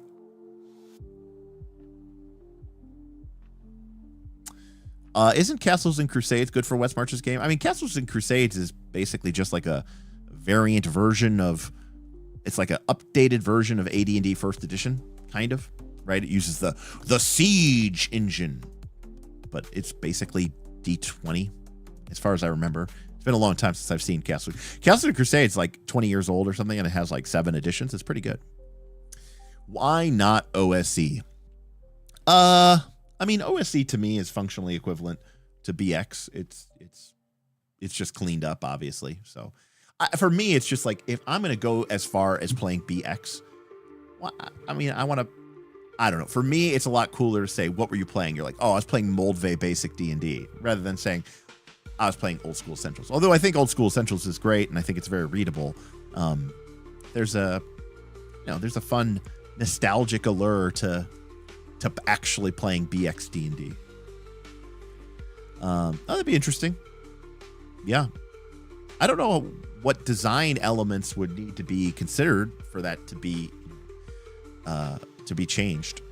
I think that for me, the biggest hurdle with West Marches styles games is kind of one that we face in Northern Reaches, which is like time and like, if you have a group that goes out into a dungeon on the 15th of March, and they're in the dungeon, and you have, these are like 4 or 5 random players that happen to be available that night, and they end the camp, they end the session in the dungeon, they find a room, they stash up for the night.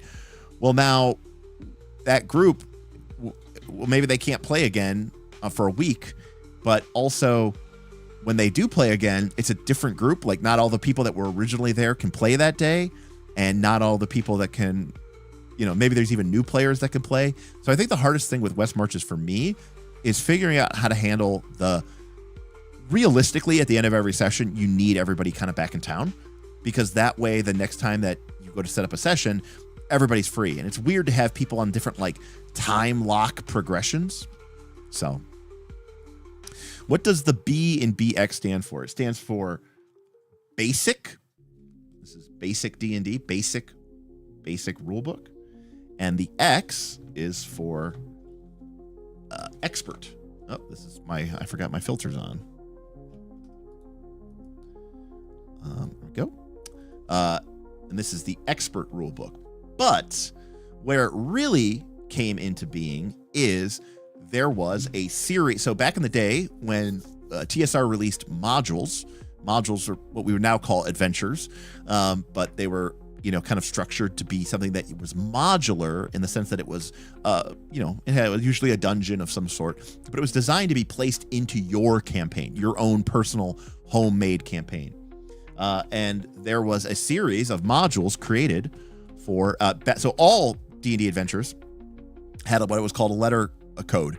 And the letter code was a letter and a number. And so there was a series of adventures made to support the basic D&D rulebook, written by Moldvay. And those were called the B series. So all those adventures were B1, B2, B3, B4, B5, B6, B7. Most people have heard of B2, Keep on the Borderlands. B4 was the Lost City. B1 was In Search of the Unknown, et cetera, et cetera. Similarly, there was a series of adventures made to support the expert rules, and those had the letter code X. X1 is probably the one that most people are familiar with, which is X1 is the Isle of Dread.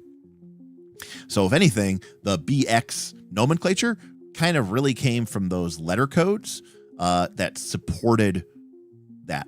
So, because that's what they were known for.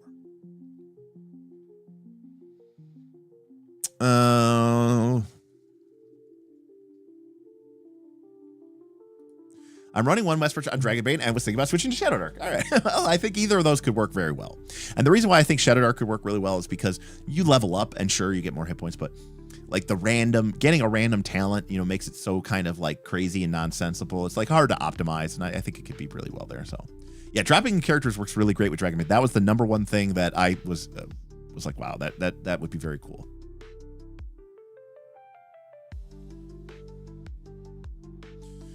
Yeah, I mean, I think that's the biggest concern with Pathfinder 2 is that by the time you create a dungeon, the group might level even once or twice, and then now they are basically gods to that dungeon. So, see ya, Sunhawk. Thank you.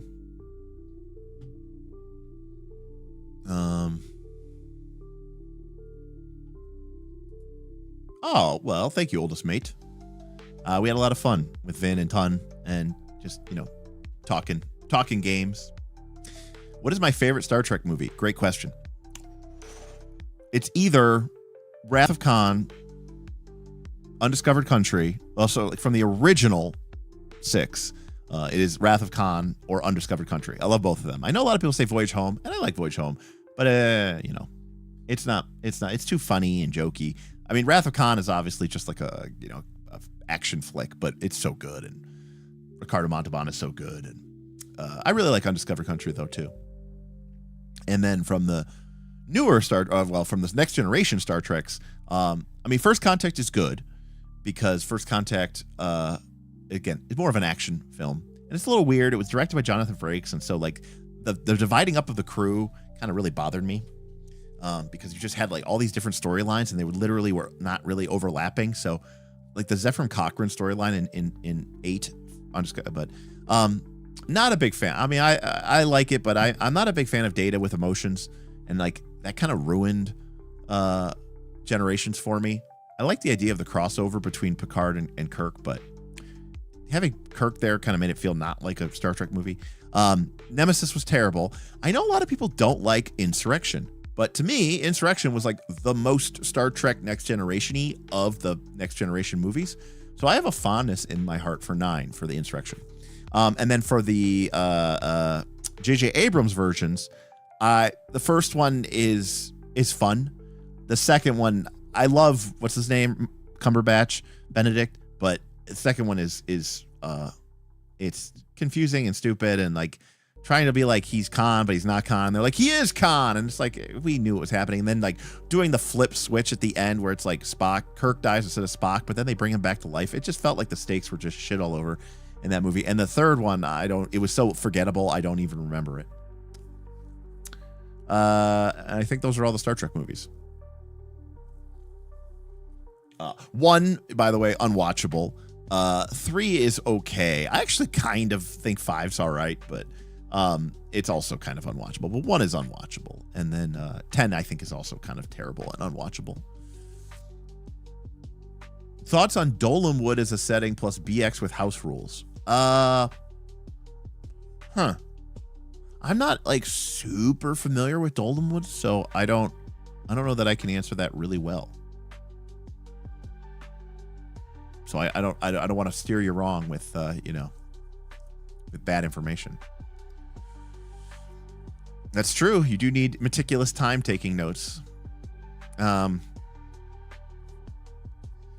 I mean that's so the problem, Derek, is that is the correct solution.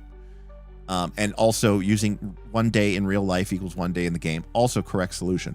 The problem is being able to auto return at the end of the session, I think kind of eliminates some of the tension that you get with a BX attrition style game. So I'm kind of torn for that. I like the idea of feeling like, man, how are we going to get back to town? You're like, oh, we'll just wait till the end of the session and then zip, we teleport back, right? So that's where I'm a little like torn about that.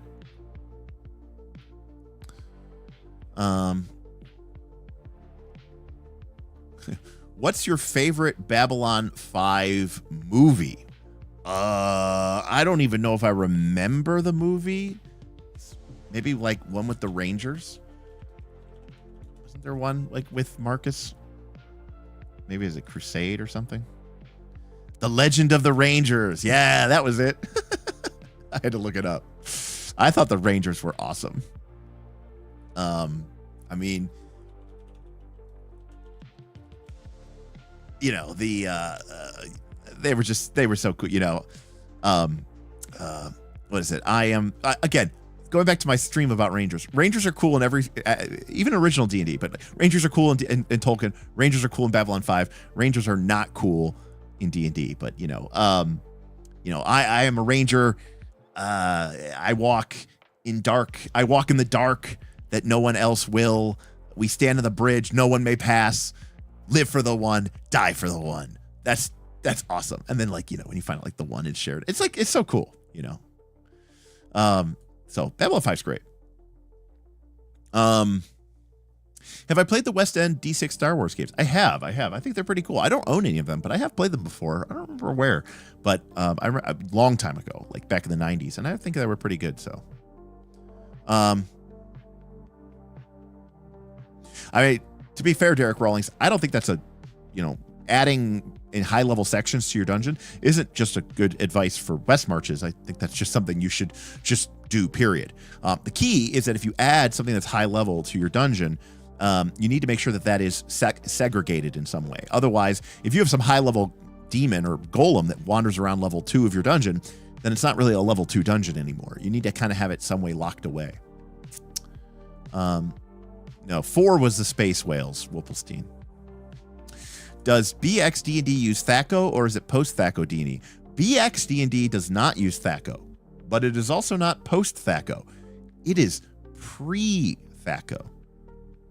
So what did you use before THAC0? You used what was called a combat to hit chart, or sometimes referred to as a combat matrix, which was a chart that showed what level your character was on the left, and on the right it showed what was the creature's armor class that you were trying to hit, and then you looked up what the d20 roll was that you needed to roll. And the general idea was that you as a player didn't actually track that. That was something the GM had. It was on the GM screen. It wasn't really in the player book, which seems crazy, I know, but it's true.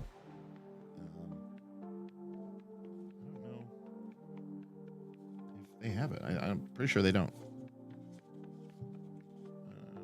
Oh, okay. No, they do have the character. They do have the attack table here. But yeah.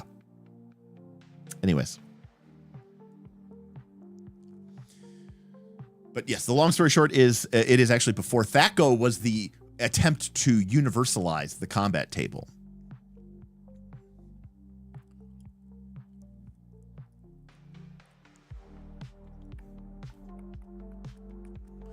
What is your favorite sci-fi series and why is it Battlestar Galactica? So my issue with Battlestar Galactica was,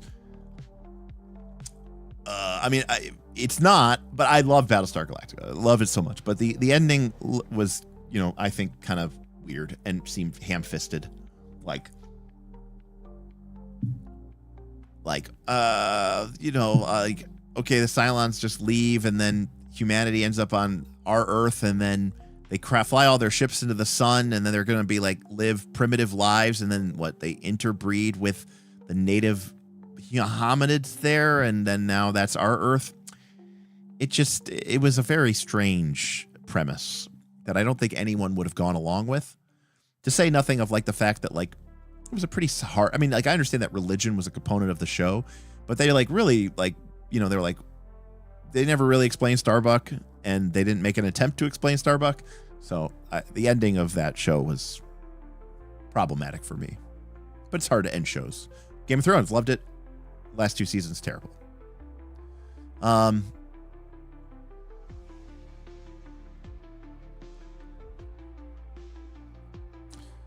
What are your thoughts on Stargates? I don't like SG-1. Don't get me wrong. It's got its moments. It's pretty good.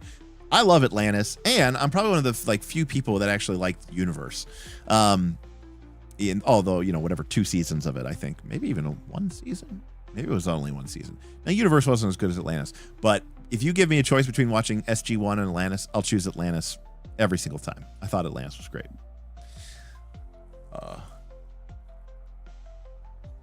Admittedly, Universe suffered from the problem of they didn't really have a good villain, right? Like, there was like half of a season was like those unmanned drones that were like chasing them, and that was really, really boring. But yeah. What are some board game mechanics you would like to see ported and influence TTRPG mechanics? Yeah, so I want to see I want to essentially see, worker placement is like a bad term for it, but there's been this idea of like, how do you make a tactical combat in a TTRPG that is theater of the mind? And by that, I think most people mean there is no grid, but you still make meaningful decisions, right? Tactical doesn't necessarily have to mean on a grid. It means that you're making interesting decisions in a defined play space. And I think that's where board game mechanics could really, come to the forefront. Being able to maneuver, if you will, within a gameplay space. But again, TTRPGs have this problem where it's so funny how they'll be like, it's so board gamey, and then they'll go and they'll play a war game on a grid, and they're like, but this is fine. Something like that, something like that. Warhammer 3rd edition, I think, had some interesting stuff. Obviously, it had like way too many dice because it's Genesis and had all that weird, crazy stuff and the stances and all that other stuff. But there was some stuff going on there that I think was kind of good.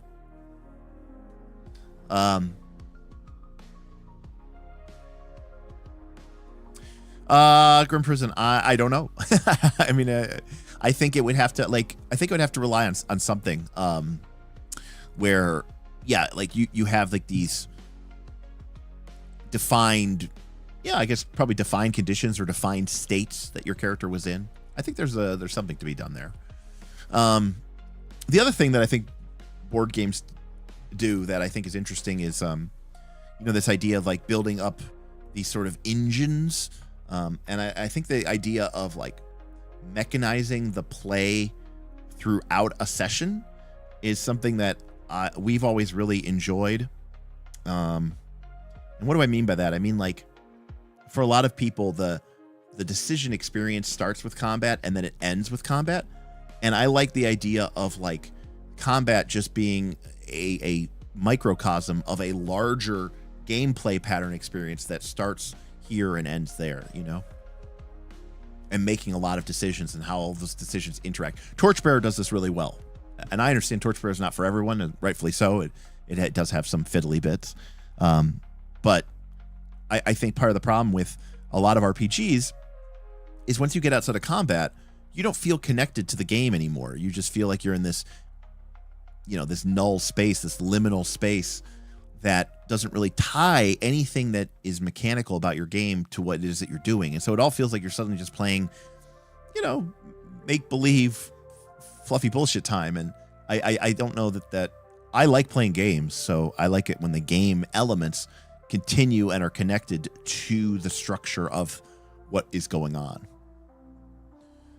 What some games call proceduralism, I think that, combat has a form of proceduralism, but I'm talking about like taking that, even a step further.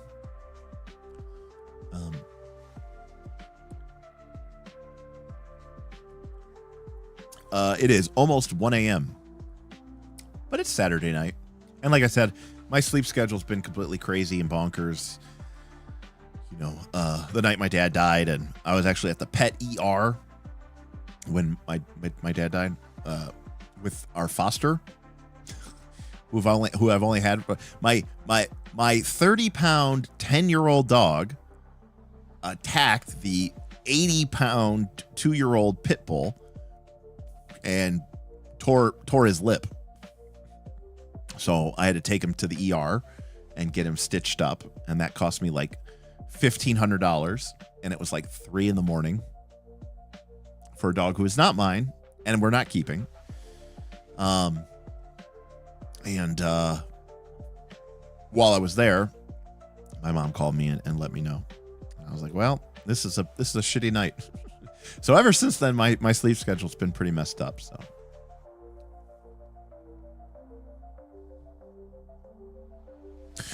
To me, being board gamey is when mechanics have no direct link to the game world. I mean, I think that's just gaminess in general, right?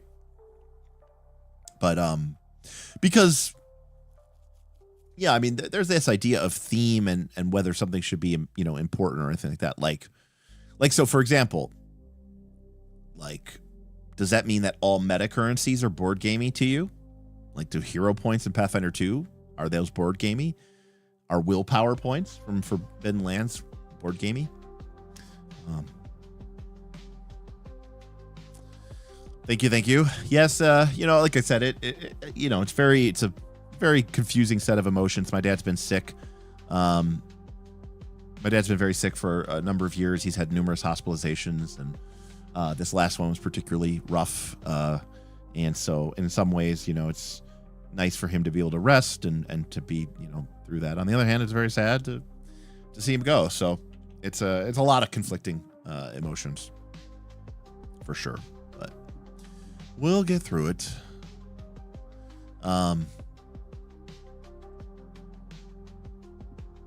Are meta currencies board gaming? Yes. So I guess the question is, so it's interesting because, right, we define all of the elements in a game system by some sort of game mechanic, right?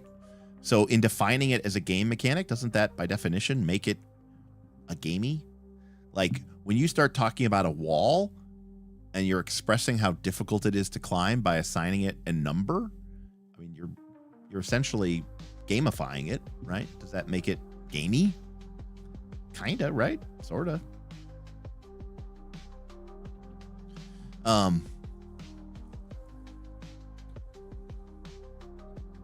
I see. So tying the element to the fiction. I mean, from that perspective, I mean, I guess I would agree. Yes. Well, I think the thing is, it's like, why is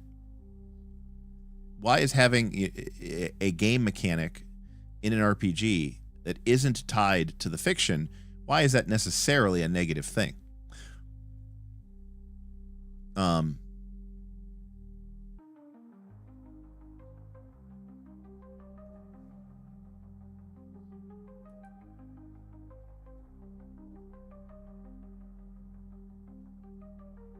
I think when people say this feels gamey, they're referring to the limitations of video games and board games, not the strength of those mediums. Fair. I think that's true.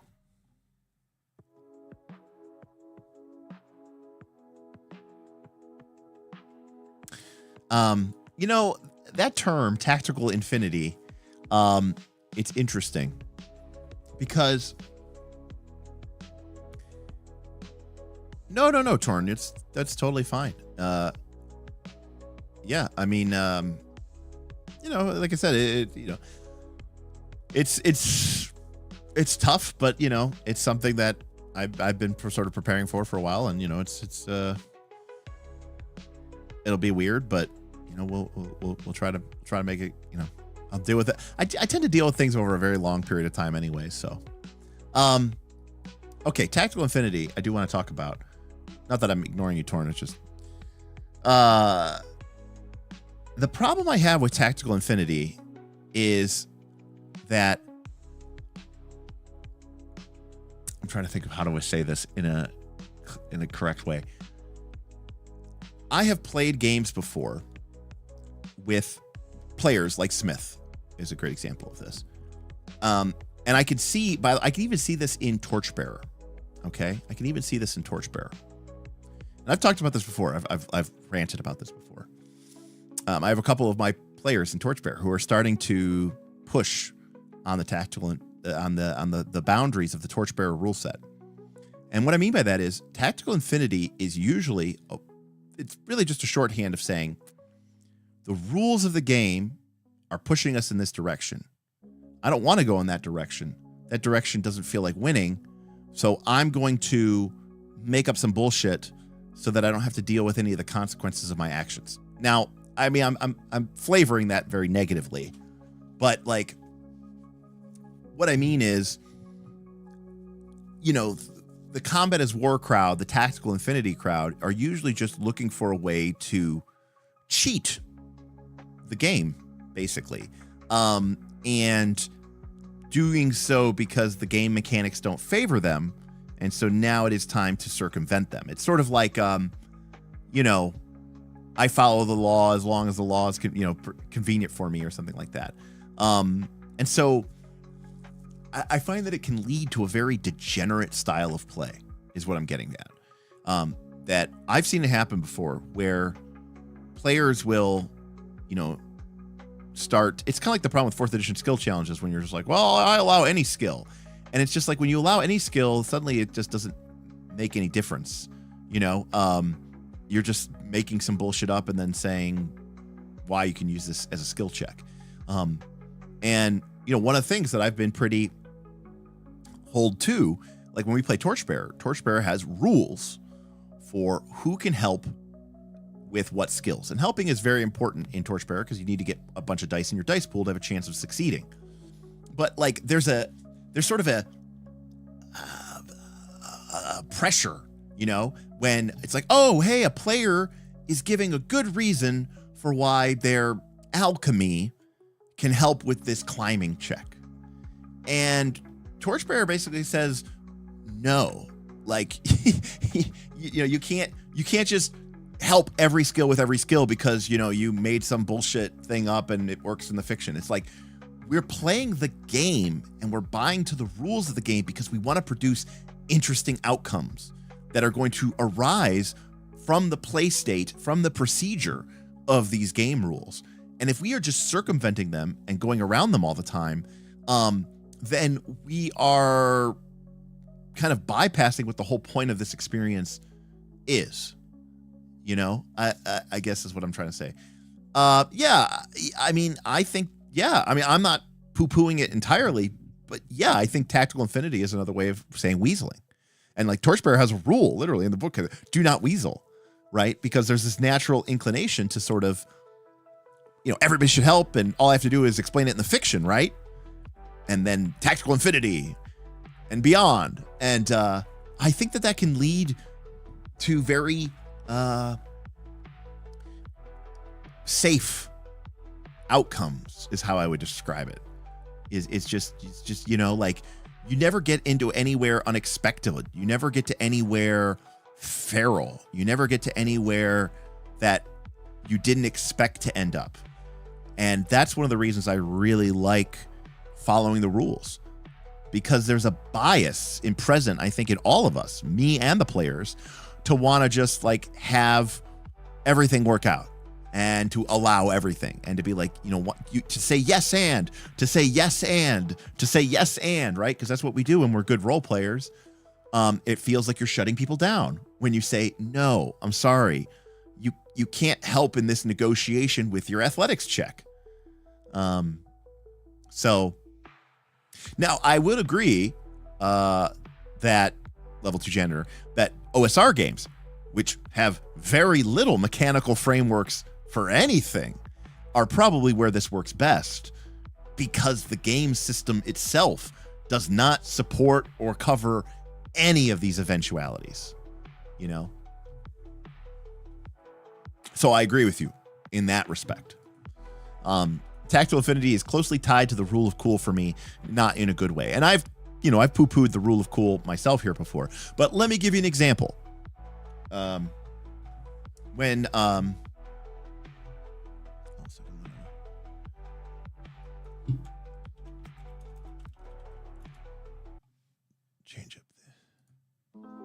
Change up the music a little bit. When we were playing Shadowdark at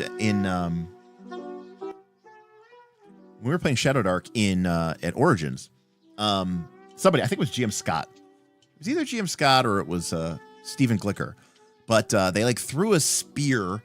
I think it was at a giant rat or it was a goblin. I don't remember which one it was. And they rolled like max damage on their die roll for the damage. And I was like, you know, it's just a rat, or I think it was just a rat. I was like, or maybe it was a goblin. But anyways, it was like, I was like, oh, you know, it wasn't a critical hit or anything. They just rolled max damage. And I was like, you know, I was just describing the goblins running up to attack them, and he threw the spear, you know, and I was like, oh, I said, it hits that guy. And I go, oh, he's dead. I go, roll your damage again. It hits the next guy. And he rolled like enough to kill that goblin. I go, it keeps going. And it like killed 3 goblins with 1 spear throw. That was very rule of coolish, I guess. It was very like, that's not a rule. I wasn't making a house rule. It's like, oh, Derek, is this a new rule that when I roll max damage on a spear throw against goblin that it cleaves through? Nope. It's not a rule. It's nothing. It was totally just me just going with whatever. And the reason is because the rules for Shadowdark are like 10 pages long, and I hadn't even read them when I was running the game, and I didn't care. I was just trying to like make something up and make things funny and fun. But I wasn't trying to have the game itself be a fun experience. I was just trying to create a fun experience. And I think that's where like the rule of cool things come in, which is, I think rule of cool is all about creating a fun experience. Full stop. And oftentimes when I'm playing role-playing games, I'm not trying to create a fun experience.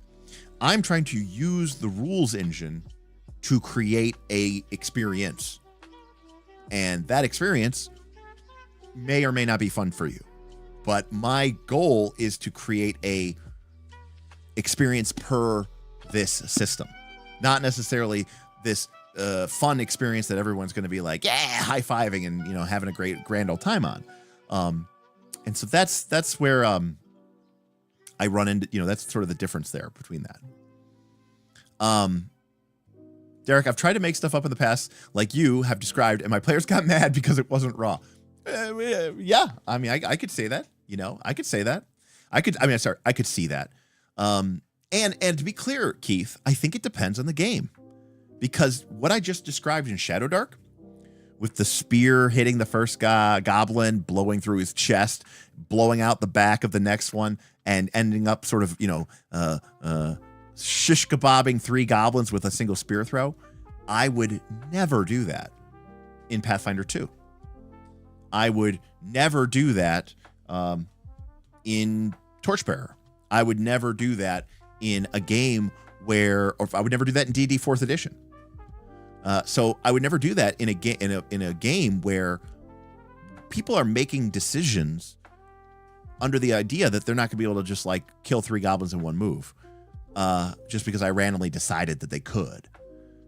But when you're playing a game that is as rules light and rules missing, essentially, as Shadowdark, I feel like it doesn't matter as much because I'm not stepping on anybody's toe. I want to respect your agency. If you made a character to be good at combat, then I want to respect that. And I don't want to just shit all over that because I think it would be cool for you to do X. Should I back the new Shadowdark Kickstarter? I just bought the game, book, and zines. According to their Kickstarter, it's about like 50 or 60% new stuff. So, and I think it's got about like 2 or 3 new zines worth of material. So take that for what it's worth. I don't know. I don't own the zines, so I'm going to Kickstart it because I don't own any of that.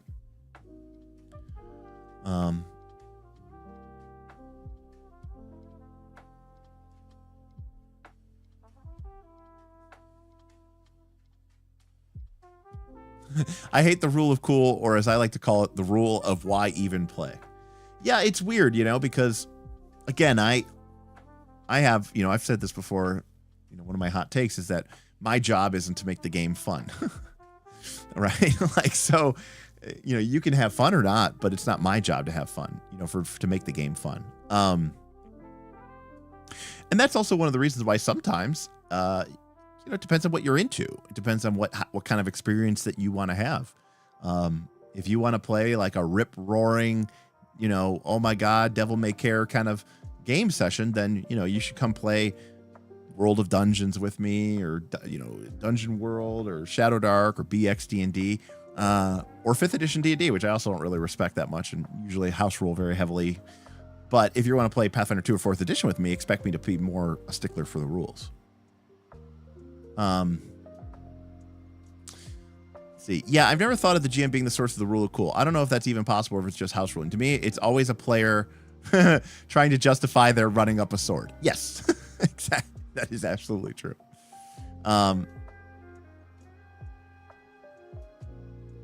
Yeah, again, I'm very anti rule of cool to the most part. Now, this is also one of the reasons why I enjoy playing Dungeon World. Because when I play Dungeon World explicitly has these sets of rules about what I can and can't do.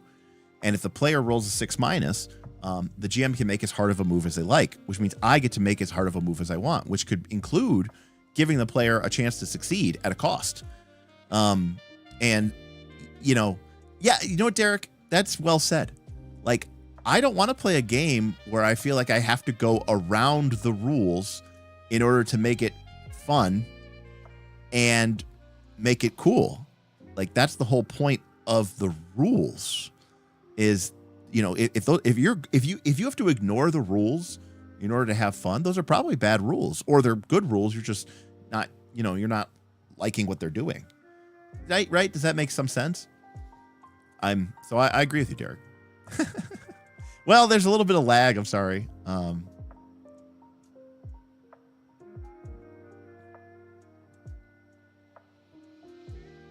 That's fair, Jackal. I think Dragonbane's great for that type of stuff.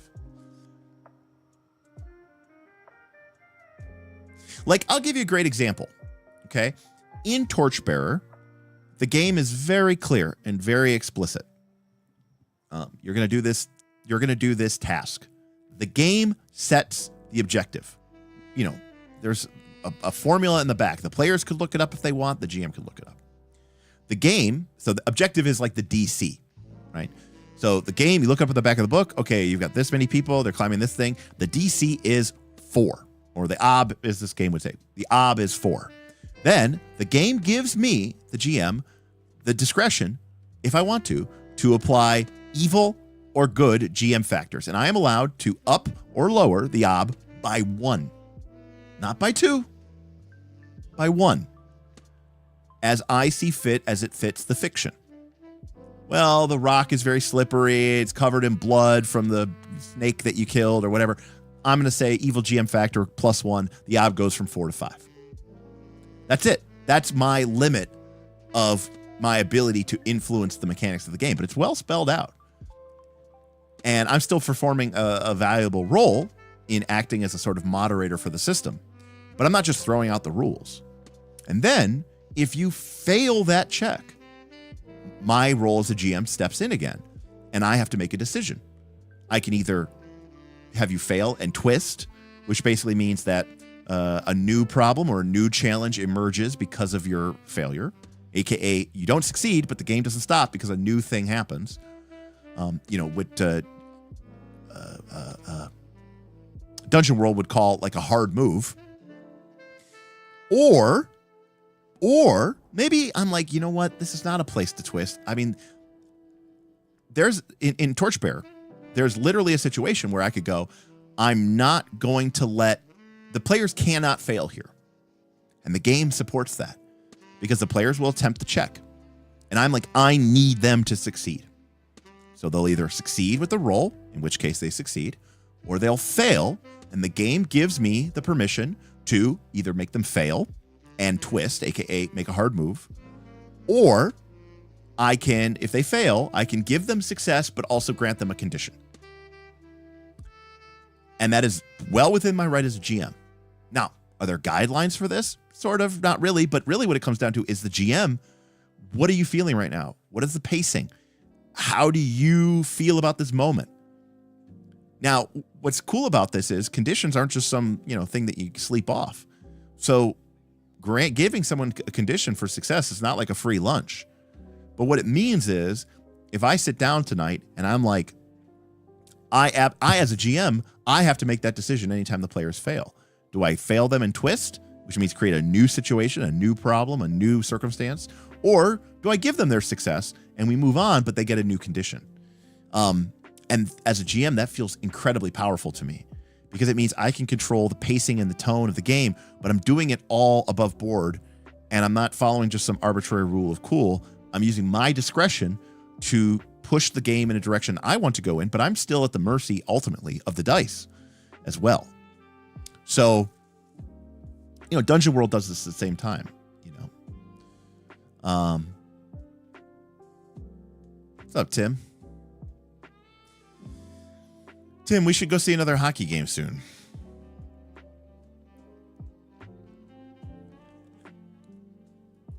I'd be down for that. My treat. I don't know what's the monster schedule like. I'm actually assuming I'm still going to Vegas in a week, which I think I am, but I'm going to go see we're going to see a Golden Knights game at T-Mobile Arena. So that'll be pretty sweet. I don't know who they're playing though.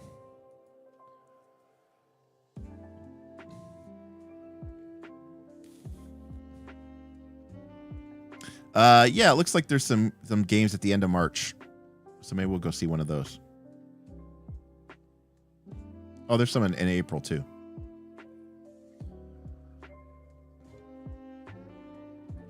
Oh, I lose every time. GM Comfortable Gray. I go to Vegas a couple times a year.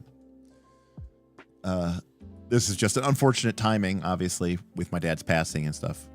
I mean, in some ways, I'm a little bit like I would have hated to go and have him pass while I was there and have that hanging over my head and be so worried about it. So at least, I got to see him the night before he passed and stuff. And so, in some ways it worked out from that perspective, but obviously it is what it is. We make plans and God laughs, right? Isn't that the saying? Fun is everyone's responsibility except the GM. Got it. Yeah. That's kind of my response. I mean, I view my job as a GM to challenge you. That's my job. I view my job as a GM is to challenge you and to put you into difficult situations and to put you into binds. I mean, I really live the advice of PBTA, Apocalypse World and Dungeon World, when they talk about what the GM's agenda is and what their principles are. And I view that as my responsibility is to, push. What is my game in Vegas? Well, it used to be craps, but I am on like the biggest losing streak of all time with craps. And I've gotten hit in the face several times by people throwing dice errantly. And it's become like a running joke. So I have kind of abandoned craps. I've played more Pai-Gow in the last couple of years. I enjoy that. Now that they do what's called face-up Pai-Gow, which basically means you can, check. You can they can set your hand for you. Basically, you don't have to actually know what you're doing. I don't like skill games in Vegas. Don't like skill games. No blackjack, no poker, nothing involving skill. I used to hate slot machines, but I've found a couple that I enjoy playing. And so, I do spend some time playing with those. Me and my friends like to put all our money into one thing, and it works well because that way, our one buddy can keep his super high platinum status, so we get all sorts of free comps and free rooms and nice upgrades, and we can get great reservations. So it's kind of like paying to win in a certain sense. And I enjoy that. So I'll play a lot more slot machines, Pai-Gow.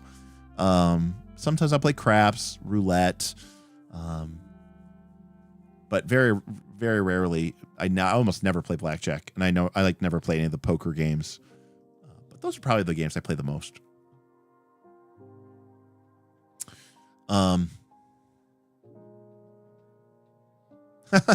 Torn says he's missing Gwildor, and Tim says I do too. Torn, take care. Thank you for stopping by. Yeah, I'll probably be heading out here in a little bit in 2 hours. You guys did a great job of hanging out with me. I appreciate it. Yes, the ideal scenario for me is when it's the players that entertain the GM. Absolutely. Right? My job is to create difficult situations and then just laugh and be entertained as the players come up with ideas and use the game rules and have to make, horrible decisions or amazing decisions, or they have great dice rolls or they have terrible dice rolls, and we all get to share that together. That for me is fun. me trying to decide that if this certain thing happened right now, that would be awesome. And I'm going to make that happen so that we all have fun is so unappealing to me. Blech. I mean, for other people, it's very cool, but for me, it's not what I like. And I never have, really. I can't really say that I ever have.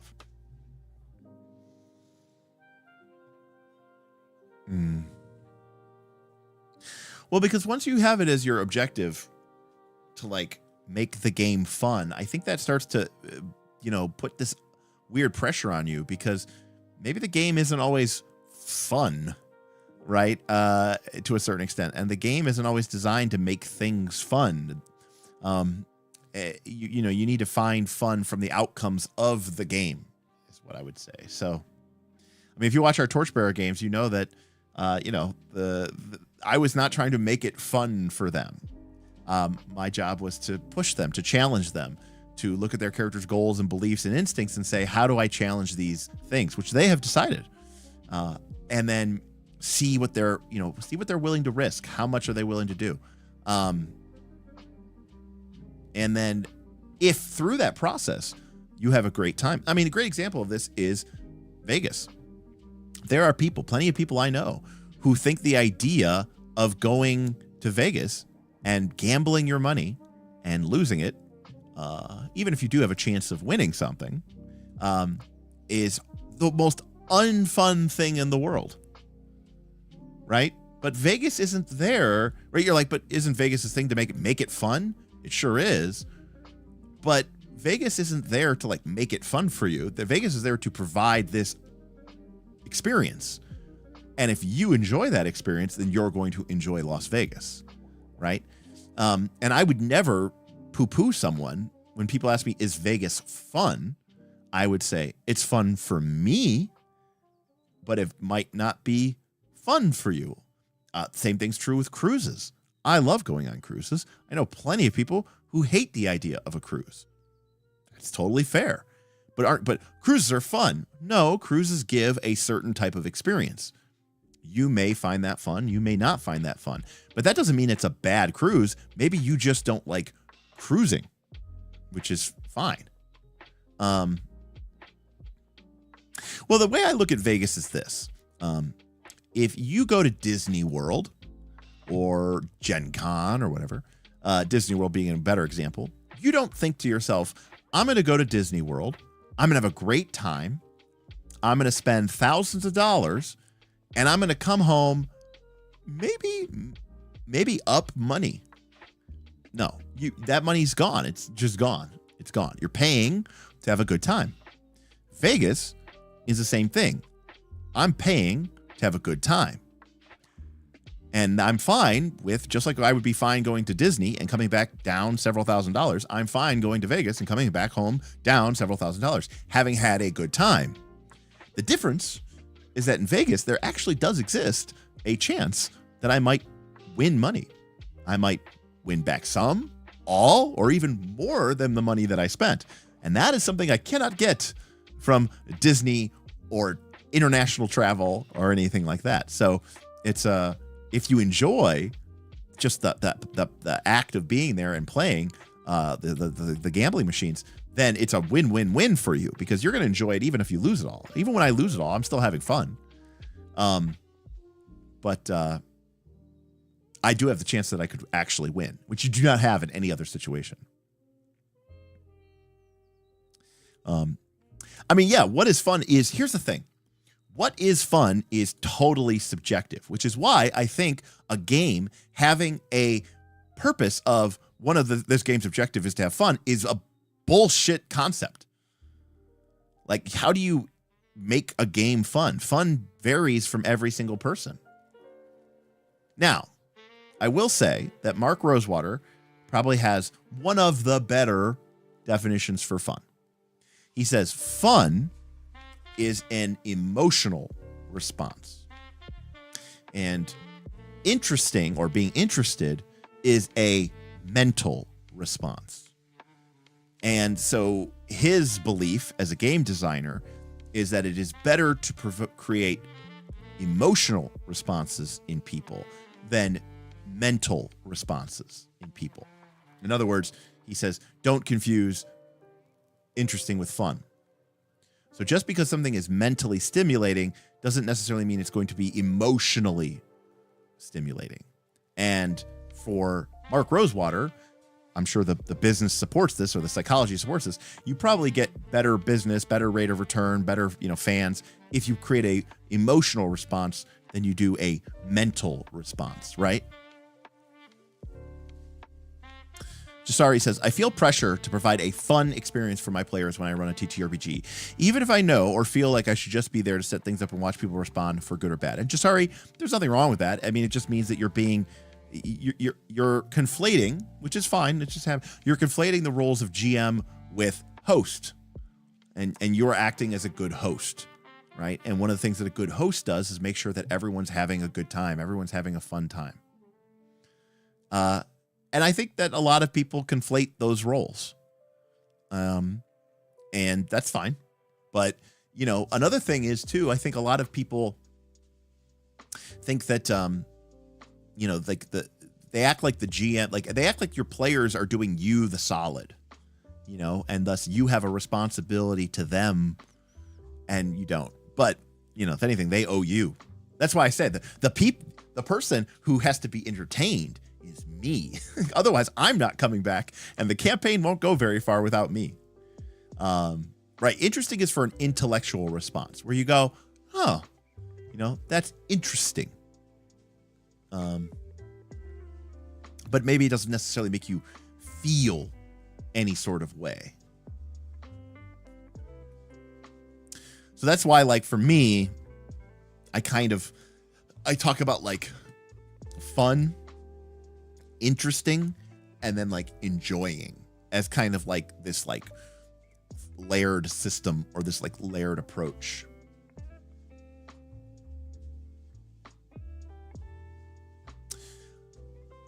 I don't know, because I've met a lot of different people who all have very different definitions of what fun is. That's all right. You can shit post. It's fine. Dragonlance Humble Bundle available in time for the Crin stream. Depends what novels. I mean, if it's like, is it like Dragons of Autumn, Twilight, and all that? The Twin series. I don't know. I didn't see that anyways. I think the key, Tundalus, is everyone wants to have fun. We just disagree on how to do it. Will we ever do a GURPS 4th edition deep dive? I just finished my GURPS Fallout session earlier today. Absolutely. I've got a copy. I don't think do I have 4th? I don't know what copy of GURPS or what edition of GURPS I have. I don't even know where oh, here it is. I have 3rd edition GURPS. That's what I own. I own 3rd edition GURPS. Believe it or not, this was the first RPG that I ever bought that wasn't D&D. I think. Pretty sure. When did this come out? This was printed in 96. Yeah, that sounds about right. So I was 14 years old. Lollipop. So it's more useful for a TTRPG to have a goal of providing X experience than people can decide if X experience is fun and or interesting for themselves. That's generally how I see it. Yes. That's generally how I see it. That's why I'm so like obsessed with like a game like, hey, what is this game trying to do? What kind of experience is this game trying to create? Is that going to be fun for you, or yes or no? I don't know. Like, that's going to depend on you. Like, we're playing Torchbearer. We have some players who are really into it.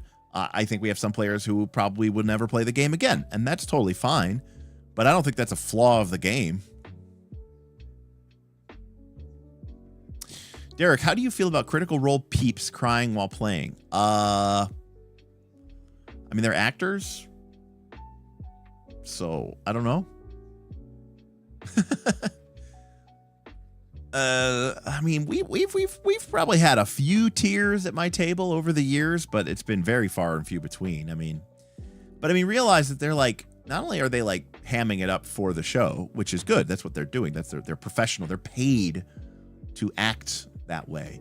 But also I think their job as being a actor is it probably leads them to have a stronger or more intense emotional response than, you know, most people would.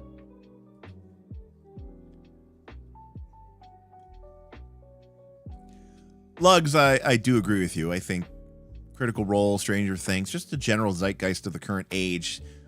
You know, the DM is just is just like, entertain me, Dungeon Master. If you do not, I will go back to my Netflix or my Hulu or my Baldur's Gate 3, right?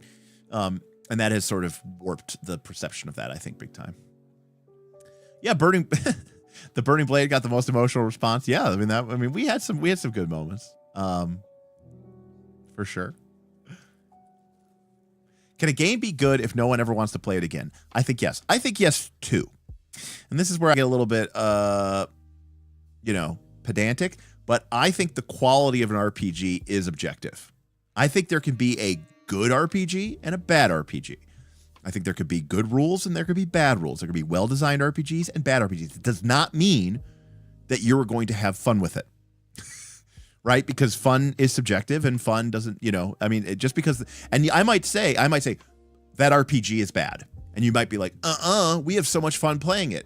Those two things are not related to a certain extent, at least not for most people. It might matter to me because when I'm playing the game, I'm sitting there thinking, well, I'm not having fun because this game is designed so badly. But if you engage with a game and you have a good response to it, I think that the quality of the game is almost independent of whether or not you have a good time with it. So yeah, I believe yes, a game can be good if no one ever wants to play it again. I think that's actually true. And yes, exactly, Full Metal. I mean, my job is to provide the experience that the game is expecting me and my players are expecting me to deliver. I think 3.5 is good. There is no situation I would ever play it again. I'm kind of at that point in my life where you're like, what's your favorite version of role-playing game? What's your favorite D&D? I'd be like, D&D 3rd edition. You're like, oh, so when are you doing next campaign? Never again. We got close. You know, we ended up going with Fabula Ultima, but we kind of like, I was kind of like dancing around this idea of like doing 3rd edition again, you know? Like, I'll give you a great example. You know, I've been to a Michelin-starred restaurant, and I understand that is good food. I understand that, like, for a lot of, like, you know, there is a reason why caviar is so expensive. There's a reason why truffles are so expensive. I think truffles taste like dirt. Truffle oil is nasty. It's so earthy. It's gross. Even though it's really expensive and it's really amazing, I don't like it. So, you know, it's the same thing. A great example is the filet. I absolutely believe that the filet is the quote-unquote best cut of meat. But the filet isn't my favorite cut of meat. It's not my favorite steak at all. It's too lean, and I don't really like that. I prefer a strip or a ribeye. And so, now a lot of people might say, but that's so much tougher, and it's so much fattier, and it's whatever. And you're absolutely right. And it's a more common cut of meat. The filet is rarer and, you know, has all these other things about it. But I don't like the filet. But I can admit that it is the rarer, more superior, more difficult to cook, prepare cut of beef, even though I don't like it. Derek, what is your player's expectation to bring to the table for fun to happen? I mean, all I ask is that, you know, you just don't be a dick and you just go with the game's expectations and you go with the flow and you don't try to be a weasel. And, you know, you roll with the punches and you try to be clever and think on your feet and not try to just like bullshit and pixel bitch your way out of every situation, you know?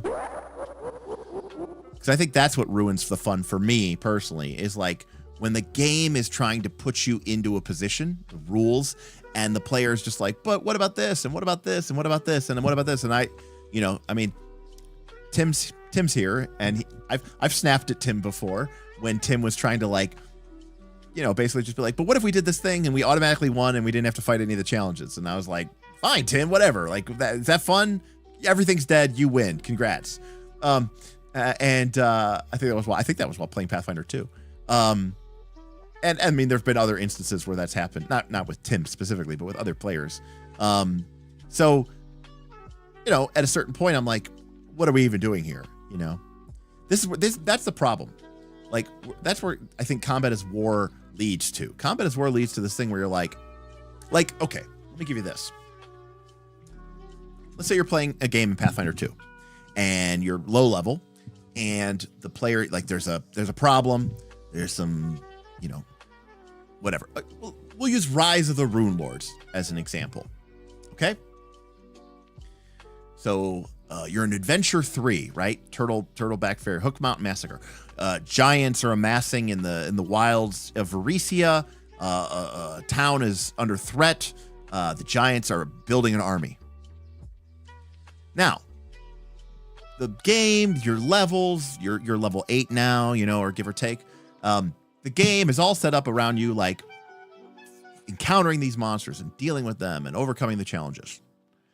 But a smart player, a clever player, a combat as war player would go, well, we don't go to Turtleback Ferry. I'm like, oh, where are you guys going? You're like, I buy passage on a boat.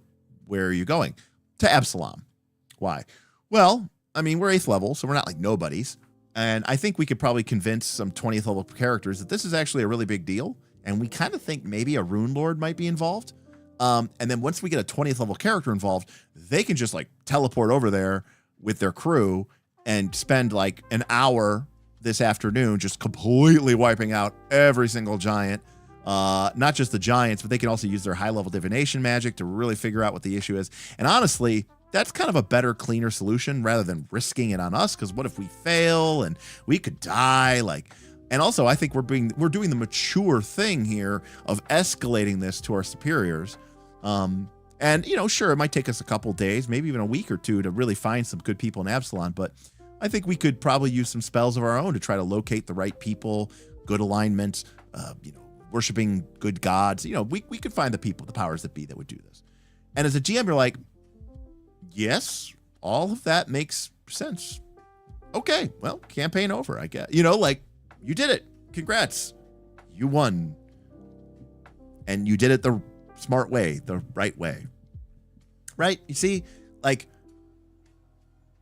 was that fun? I don't know. Maybe. I mean, there might be players who think that's fun, but hey, Tundalus. Oh, for putting up with all my crap Thursday now. No. That was awesome. Everyone loved that conversation. I thought it was great. I loved having you on. I loved having Vin on, and I don't people can give me crap all the time. But thank you very much for that anyways. Keith says I should go vegan. I love animals, and if I wasn't lazy, I would be a vegan. I could never be I'd be a vegetarian. Sorry, I wouldn't be a vegan. I could never give up eggs and cheese. I've actually considered being a pescatarian in the sense that and maybe just I might eat chicken too, because I don't really care about birds. But I would eat chicken and fish, but I wouldn't eat beef or pork or lamb or anything that's a mammal. I feel like I would be morally, I'd feel better if I was probably doing that. But I would eat eggs, I would eat cheese, I'd eat milk. But I couldn't do vegan.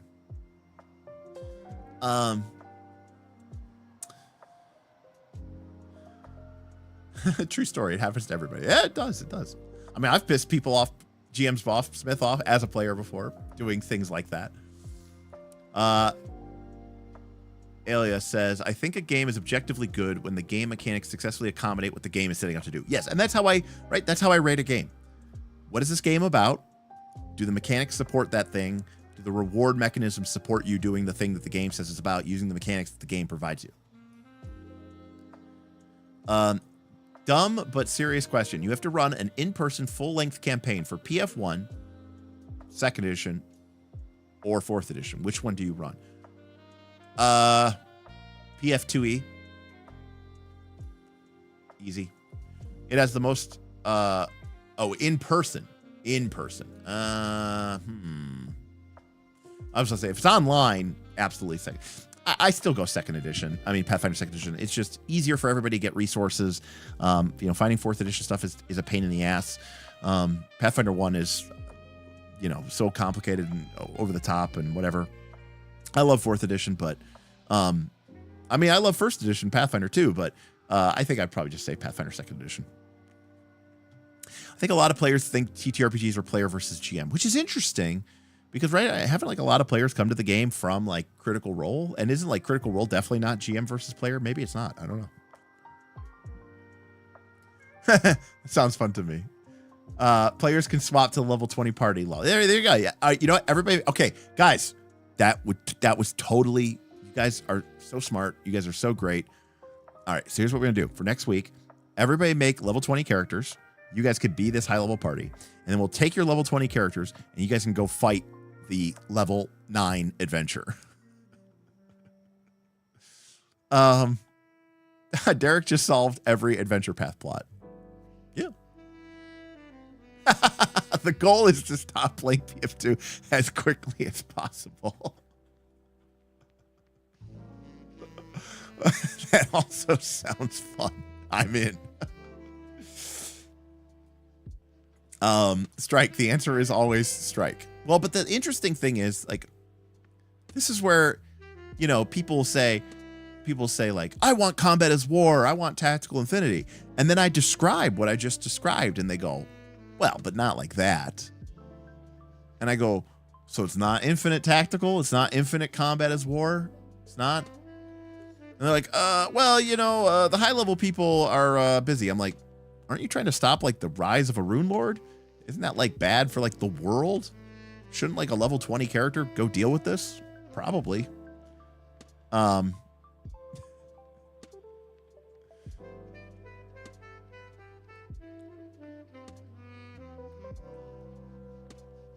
we've definitely talked about that, Lollipop Candy. We've definitely talked about that. I mean, that is true. You don't play PF2 if you want tactical infinity and combat war, but we've definitely talked about that before. Like the players are just like walking around, they're going to the dungeon, and then as a GM, I go, suddenly there's movement around you, and the ground catches on fire as numerous barrels of alchemist fire, which were hidden in the underbrush and soaking the ground, explode into flames. All of you take 250 d6 damage. You're all dead. And they're like, what? I'm like, they had a really good plan, and I just ruled that it just worked. I mean, why rely on the dice, right? I mean, this is combat as war. People would riot. You're like, well.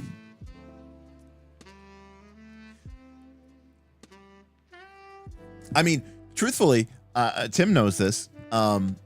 Smith has done that to us numerous times. And of course it's us. So we're just like, damn, you got us good. Like we don't like, most people though are not going to be so understanding. Take care, Keith. It was good having you stop by. I've never actually played a Warhammer. I own a couple, but there's a couple. I own a couple, but I've never played them. Beyond this door lies that which is broken. Tim, I was actually thinking specifically of the cockatrices that we ignored, and Smith was like, okay, well, you ignored them. They all hit you and you turned to stone. And we were just like, shit. Yeah, you got us. Didn't this channel start out as a PF2 thing? Y'all are so burnt by it now. What are some good things about PF2 for someone like me who knows very little about it? Well, it started as a Pathfinder 2nd Edition channel because that's what I was playing. It was during COVID, and I was playing the games with Bob and some of the original crew up at my photography studio, which was basically closed, and we were playing Pathfinder 2. So yeah, we talked about Pathfinder 2 because that's the game we were playing, and these guys were brand new to RPG, so they didn't know anything. So it didn't make sense to start teaching them, I don't know, Fate. It was mostly just me literally teaching these guys about role-playing games and how to play Pathfinder 2, which at the time was also a fairly new system. It was only a year old or less than a year old. What is good about it? If you want balance in your game and you want to make sure that internal and external, like if you want to say this fight is this challenging to a group of level 7 PCs, regardless of what they've taken or what they've not taken, Pathfinder 2 is very good for that. If you want to make sure that one PC versus another PC is of relative power level, that you don't just have some super powerful character because they're really good at the game, Pathfinder 2 is very good for that. It also has a ton of choices for people who care about that stuff. I mean, I think, could be wrong here, but at level 20, you will have made somewhere in the neighborhood of like 30 plus 35 feat decisions with your character between general feats, class feats, skill feats, and ancestry feats. And then on top of that, you have your magic items, your runes, and most people play with free archetype, which gives you an additional 10 feats to customize your character. So for a lot of people, it's really about the character customization, which is very, very, very intense. And because of the way the game is structured, you can't really make a bad choice. I mean, there are some pretty terrible stuff, but for the most part, it doesn't matter because the core elements of the game, the math elements of the game, are all locked into your character's core chassis, which you don't pick and you don't take, you just get it automatically. So, the feats you take are really more about expressing the type and style of character that you want to have. And that means that it's really easy to create balanced combats and fights.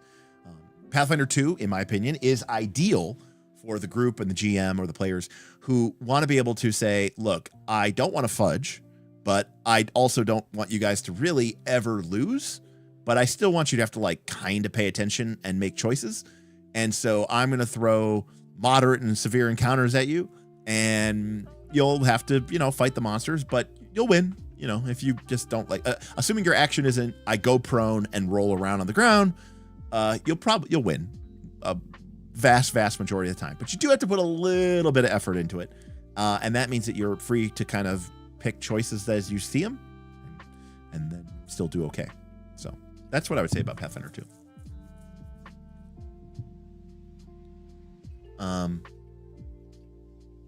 Sure.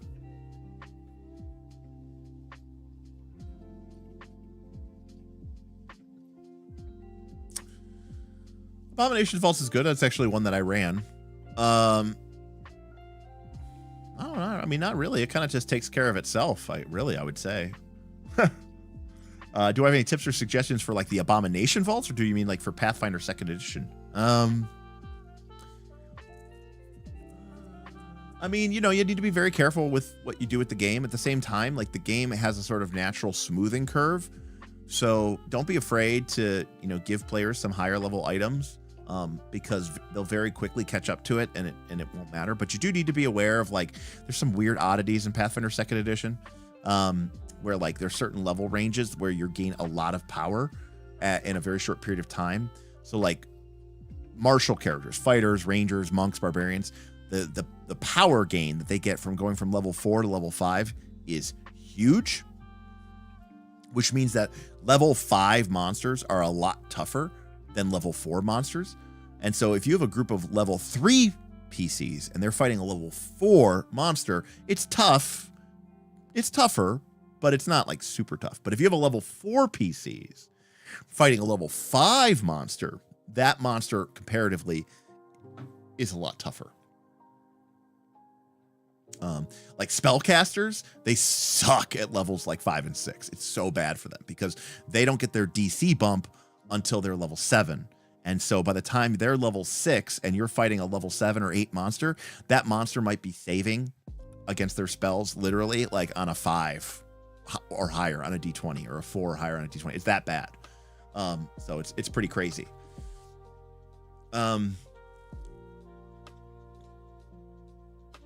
Well, I mean, all classes are going to be on a tier list. There's always a high and a low. So, I mean, I think the range between a S tier class and a D tier class in Pathfinder 2 is actually fairly respectable.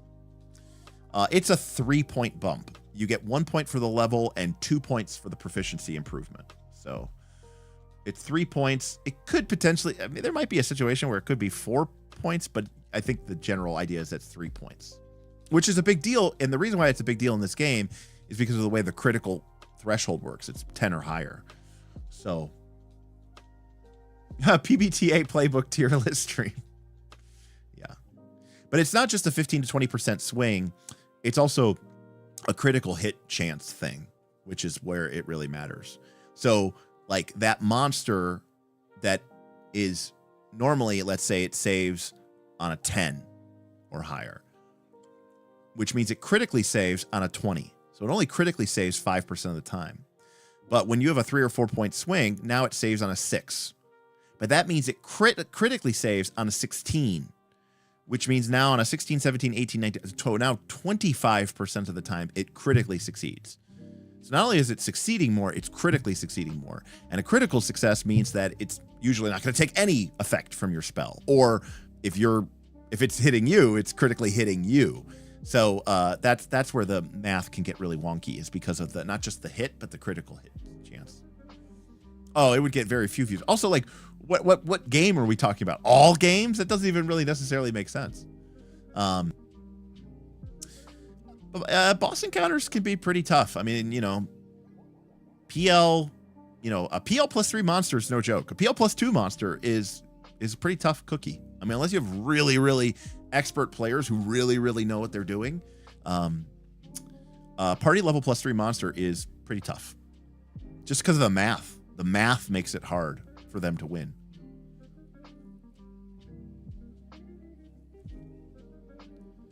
Root. It would be Root. Why Root? I'm just curious why it would be Root.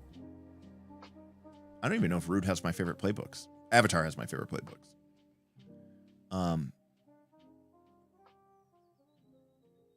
Oh, I guess that's true. We did play it on stream. All right. You got me, Grim Prism. You got me. The way I played Abomination Vaults was a little bit different than the way that everybody else played it. And the math works. The math supports this. But when we played, the first time we played it, Abomination Vaults, we just did book 1 and we played it with 5 PCs. The second time we played it, we played books 2 and 3, but we only had a 3 PC party, but they were all 1 level higher than what they were supposed to be. So instead of 4 level 5 PCs, they had 3 level 6 PCs. Now the math works out pretty evenly for this. 3 level 6 PCs are roughly equivalent to 4 level 5 PCs. But because of the way the math works and breaks in Pathfinder 2, we had a lot of fun with that.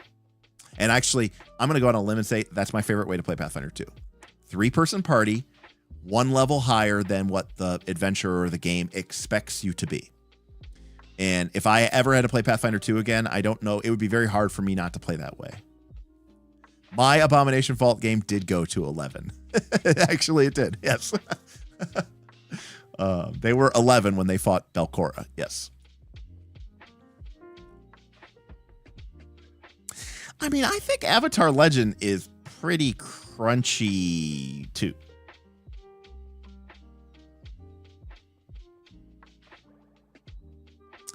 Yeah, I mean, obviously with a party of 4 being a level higher, then like you're actually legitimately like ahead of the curve.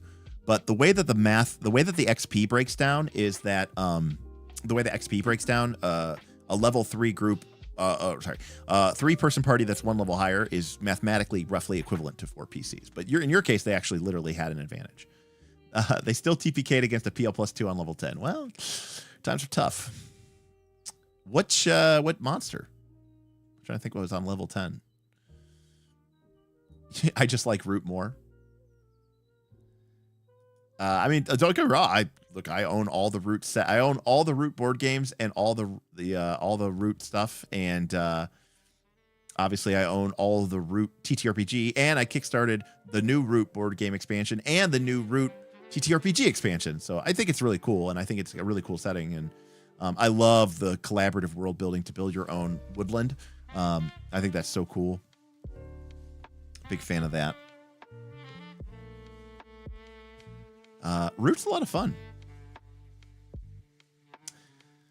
Yeah, that is the big problem with Pathfinder 2 is that once somebody goes down, if they go down early, it could be like, it can quickly go from, oh, this is a tough fight to, oh, this is a TPK. Because of the way that, well, the math is tight, basically. Root is a very cutthroat board game. It does have some problems, though, and I'll be honest with you, I love it. But it's hard for me to ever play Root when I own Oath and Arcs. And I just like Oath and Arcs better. I think that they produce more of a board game experience that I'm looking for. And I've really enjoyed Oath and Arcs a lot. I still love Root, but you know. And I mean, you know, Roots, Cole Wordley's first, you know, was his first game of that type. Oath was his second. Arcs is his third. So there's an evolution there for sure, Tundalus. But Arcs is so good. And Oath it still actually stands apart, though, because while Arcs... So Oath is a very unique game experience. And again, every person that's in my Patreon needs to play Oath with me. Yeah. I mean, yeah, Vast. I'm talking about like in terms of like, you know, kind of like a war game type thing. He also has Fort. All of Cole Wordley's games have 4 letters.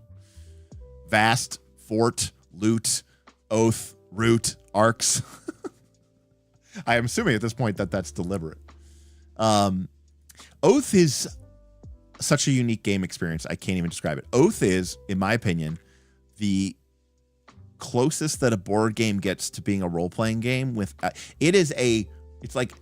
it's a role-playing board game. I don't know other way, but like you might be like, oh, like Gloomhaven? No, I can't really describe it. It's there's something going on there. I'm just hanging out. Laughing out loud, just hanging out. Gonna go to bed soon. You know, just felt like talking to folks. Well, it depends what kind of board game you're talking about, Lollipop Candy. I mean, I guess some people would say Daggerheart because it's got all those cards. I mean, I guess people that play just like literal combat, no role playing, probably, right? Like in Pathfinder 2 or 4th edition or whatever edition of the game. Oath sounds like the kind of game where I wouldn't strictly try to win. That is correct. That is correct, Elia. And here's the thing. It is a board game. I mean, it has rules, and you win or you lose, and that's totally that is the thing. But despite that, that may not be what you are trying to do. And that is not true for almost any other board game that I would play.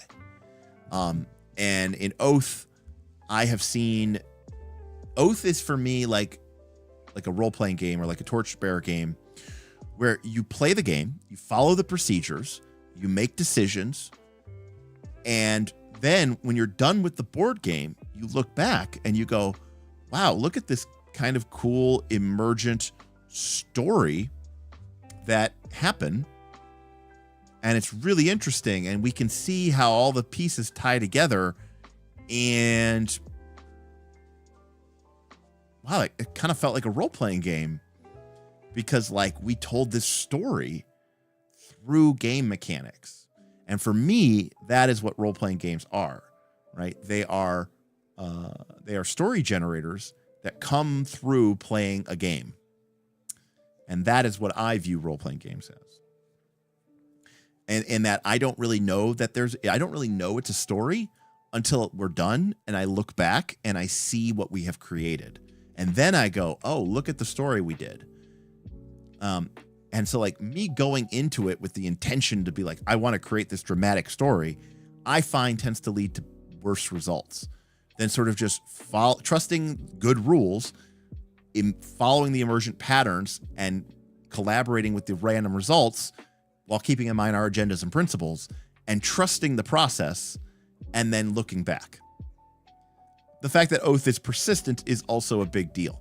Because the thing about Oath, unlike a lot of legacy board games, a lot of legacy board games function just like you're saving the game.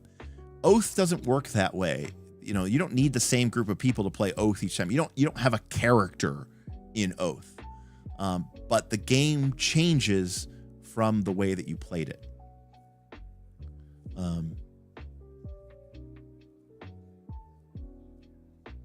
I mean, I would say there's 4th edition. There's literally like a board game series of D&D games called like, there's one called like Castle Strahd or something, or Castle Ravenloft or maybe something. I can't remember what it's called. It's a board game that uses kind of like a very simplified version of the 4E rule set. There's one called like The Wrath of Ashardalon. There's one for like Castle Ravenloft. Right? You guys have seen this board game before, right? That I would say is probably the closest thing, I guess, to being a board game version of 4E of D&D. But see, again, I mean, to say that 4E is a board game is a misnomer because 4E is a role-playing game. Hold on a sec. BRB.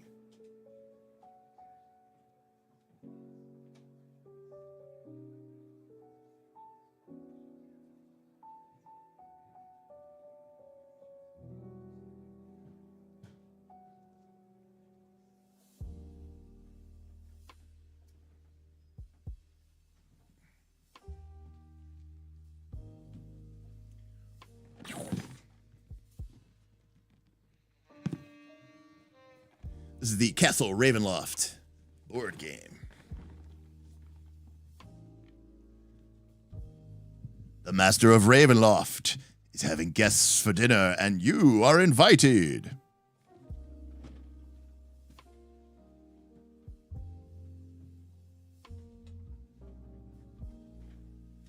But, you know, it has like this very... it has like a very stripped down version of... 4E, but you can see here's, 15 AC, 8 hit points, 6 speed, squares. Your surge value is only 4 hit points.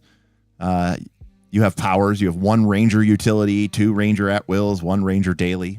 It's basically a board game version of. That's you at first level, and then on the flip side of it, you have you at second level.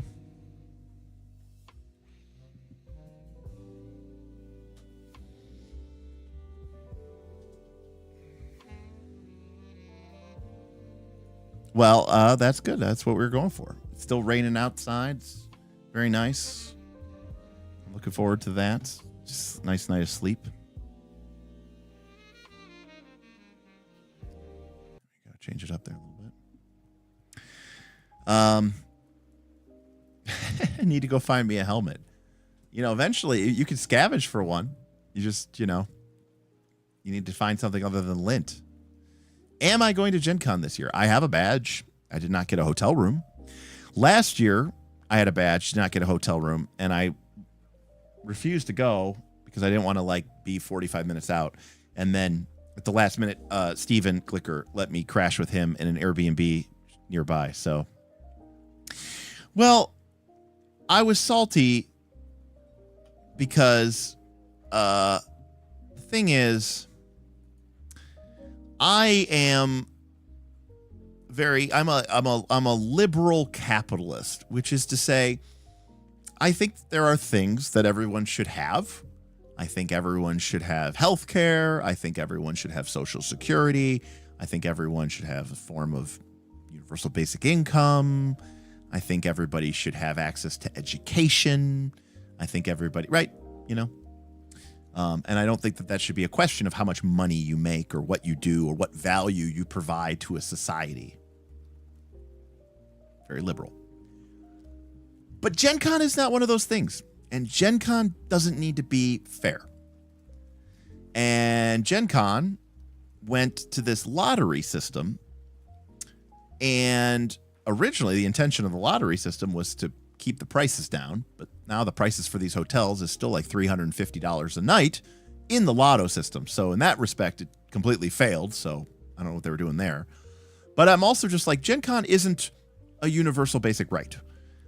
If Gen Con has a limited number of attendees, then the people who are willing to pay for a very expensive hotel that is close by should get that hotel. And that's not unfair. Again, we're not talking about healthcare or food or shelter or any of those things. We're talking about a fucking gaming convention. And I don't think people have a right to go to Gen Con. It's just, a thing. I completely believe Gen Con should be somewhere that it isn't, but it won't be because, number one, gaming has this obsession with the Midwest. Number two, it would eat into their profit margins. You see, this is I don't want to go off on a rant here, but the thing is the Gen Con LLC makes a fucking killing because they get, they for what they're paying for that hotel, for that convention center in Indy, it's crazy. If they went to Vegas, right, they're like, well, people would have to pay more and we'd have to pay more. and blah, blah, blah. And I'm like, okay, but then everybody could go and actually get a good experience. The other problem with Gen Con, so do they sell more tickets than space available? No, but they sell more tickets than is reasonable. And what do I mean by that? Well, Grim Prison, let's use Pathfinder 2nd Edition as an example. When I went to Gen Con, well, Paizo didn't exist yet. Okay, but when I went to Gen Con, in 2009, okay, or 2010, there was a booth for Paizo. Paizo had a booth at Gen Con 2010, right? And they had their game of Pathfinder 1st Edition, which was a couple of years old, and or maybe 1 or 2 years old, and they had a booth there. And you know who was there? The people who work at Paizo, some of the people that are still there at Paizo. And there was a Paizo booth. You had like Jason Boldman and whoever. But in 2010, and Gen Con has been in Indy, by the way, since 2003, which is the first year I went to I went to the last year of Gen Con in Milwaukee with 2002, but then I've been to Gen Con in Indy since. In 2010, the attendance at Gen Con was 30,000 people. Now, in 2024, the attendance was estimated at 71,000 plus. But the Paizo booth is the same size. The number of employees at Paizo is the same. The number of amenities at the convention is the same. So that means that you are getting a diluted experience. And no, Indy has like no hotel rooms. Like, it's crazy. They're building a bunch of new hotels, but they're not going to be ready for like 4 years, like 5 years. So it's just crazy. It's just crazy. And I mean, I get it. But you went from 30,000 people to 70. It doesn't even, they can't even do it all in the convention center. Now they have to take over like the nearby Lucas Oil Stadium. So now the convention is just like completely spread out. Food is a major problem. They bring in these overpriced, overhyped food trucks that are charging fucking $20 for a street taco. It's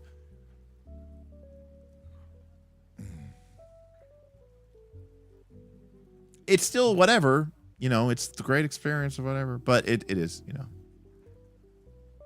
it's been bad. It's just not been good. And, right. Well, there's not enough supply for the demand, but there can't be, you know what I mean? Like, they can't make, like, if everybody going to Gen Con was like spreading out their things, it's crazy, but they don't. Like, everybody who goes to Gen Con wants to do the same 5 things. And so those things are just unavailable. And it's just crazy. Well, it is straight up robbery, and they can do it because, there's no other choices. So, they've raised their prices. Gen Con has raised their prices for a badge. I think a badge was $130 or $135 this year. And, that gets you in the door. But, going through the convention center going through the hall, it's crazy. It's just packed. It's the same convention center that when I went there when there were 30,000 people or 20,000 people. And now it's 71,000 people. And it's like, yeah. Yeah, Tim, the city was maxed out 25K attendees ago. Absolutely. I mean, it got so bad that we used to go to Gen Con. We would go to dinner. We would go. Now you can't go to dinner. Not really. Not really. So this is where I believe that, it definitely is a zombie apocalypse. So this is where I say I'm like a liberal capitalist, where I believe that, everybody should have free healthcare and universal basic income and all this other stuff. But I don't believe that everyone should have universal Gen Con. And I don't think that there should be this artificial constraint on what the price of Gen Con should be. Figure out figure out the right number of attendees for Gen Con is. Maybe it's 45,000. Maybe with the hotels that are available in Indy maybe with the number of vendors and size of your convention center, maybe the real number that you can actually handle and still make it an enjoyable experience for everybody, where you're actually able to talk to the people you want to talk to, go to the seminars you want to go to, play in the games that you want to play in. Maybe that number is 45,000. And so they go, but if we went to 45,000, we'd make less money. Okay, fine. Then a badge costs $500. Then that's what it costs. And make it that. It's Gen Con. And they're like, well, if we made it $500, we'd probably get a lot of people who wouldn't come, and then our vendors would complain. It's better for us to give everybody a really substandard appointment and have, jam 75,000 people in there. And it's like, okay, who's that good for? I don't know. I mean, I'm sure the Indianapolis Convention Center is expensive, but 75,000 people at $100 a pop, they're making $8 to $10 million off of these badge fees.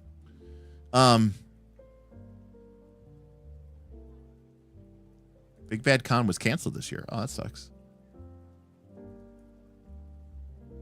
Yeah, then people would complain about the $500 badge. Yeah, all I did was eat steak and shake the whole weekend, which sounds about right. I mean, it got to the point where at the end, where we would just go to the mall and just get the mall food court, because it was just the only way that you could eat in under 30 minutes. Like, you'd go to a restaurant and they'd be like, it's a 5-hour wait. Okay. Like, anyways, it's a very different experience from what, I do. Are Ennies a Gen Con thing? Yes. Ennies are done on Saturday night, Friday or Saturday night at Gen Con. No, that should just be in Vegas. It should just be in Vegas. I've said this before on stream. The Caesar's Palace, one hotel. Okay, Caesar's Palace has more hotel rooms than all of downtown Indianapolis. So one hotel has more rooms than all of downtown Indianapolis. So, Vegas, it wouldn't even notice that Gen Con was there. Anyways.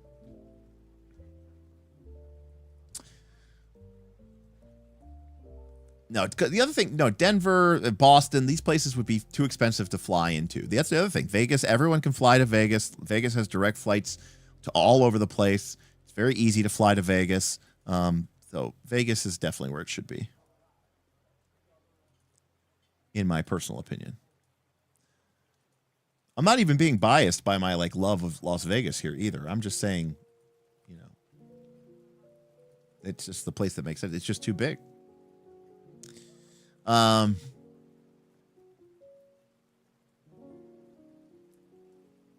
Does anyone other than total nerds care about Ennies? Nope, just nerds. And even nerds don't really care, because they're a popularity contest. I mean, they're not really a assessment of how good a game is.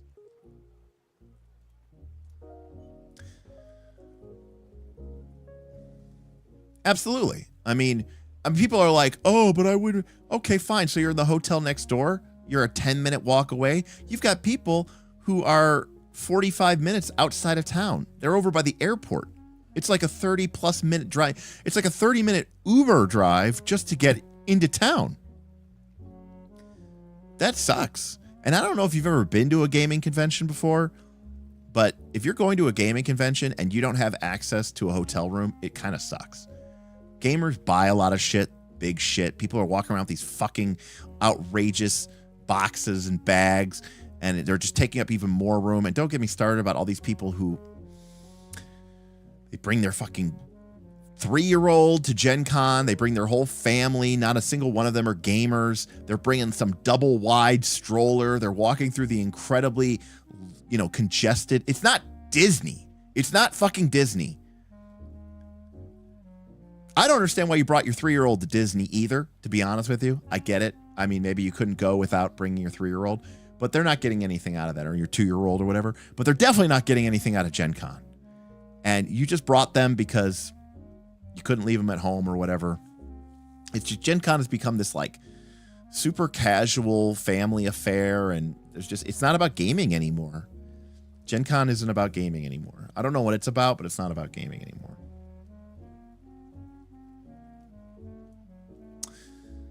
Yeah, the the Ennies are the nerd Oscars, yes. I mean, the Ennies lost their meaning when, you know, probably like at the same rise at the time of the rise of the YouTube influencer and, so, you know, all that other stuff and all this other garbage. 5th edition, probably D&D, probably ruined the Ennies. I don't know. Because it used to be, you know, a microcosm. Sure, you know, people still mostly played D&D back in the day, but it was a much smaller space. Now you have people who probably, the vast majority of people who play role-playing games, which is to say people playing 5th edition D&D, they probably never heard of even, you know, 2 or 3 of the titles that are on the Ennie list. So, yeah, it's weird. It's an interesting time in the role-playing game space, that's for sure. I'm really interested to see what happens with this Daggerheart game and all these other games. Everyone's like, it's going to be so disruptive. And I'm like, will it though? That's probably true as well. Which is, again, funny because growing up, you know, I feel like gamers knew about Gen Con. Like everybody knew about Gen Con.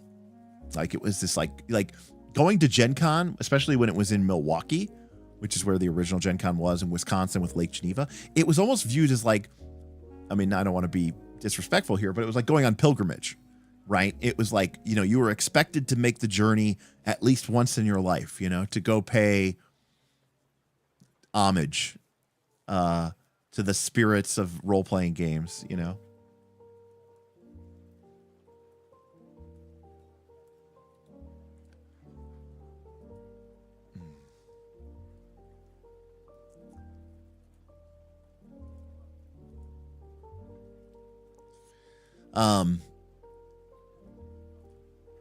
I mean, I think Drawsteel is going to be the same, and Daggerheart, and DC-20, and they're all just going to be flashes in the pan. Unfortunately. Or fortunately, I don't know. Like, I mean, you know, what are we even doing here? Like, what are we trying to do with these games, you know?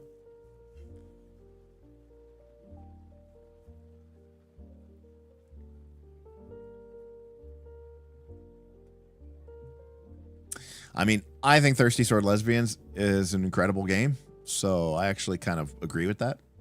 I thought it was actually designed very well, and I think it had a lot of really good PBTA tech, some of which it begged and borrowed from other PBTA games, which is fine. I mean, it was an evolution, so I actually think TSL is a really good game.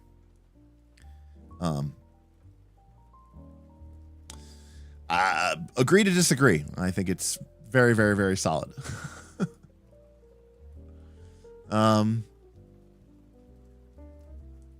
Yeah, probably not.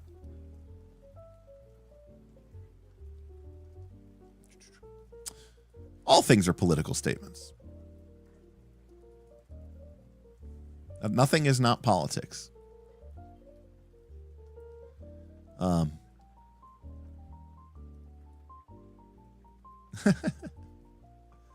Correct. All art is inherently political. I agree. I mean, I'll take a game that takes a firm stand and tries to make a point about it rather than a game that is like, we are nothing. We stand for nothing. We are everything for everyone. And don't read anything into us if we don't mean to, whatever, you know. Yes, Pac-Man is political. Look at what your greed will get you. The spirits of the dead that you have overcome in your quest for greed and accomplishing will destroy you. But in your greed, there is power, too, to smash your enemies. I don't know. I'm just making it up now. F that. I like big tent about nothing games. I know. Because you know what? You stand for nothing. So you'll fall for anything. I just don't like games that are about nothing. True.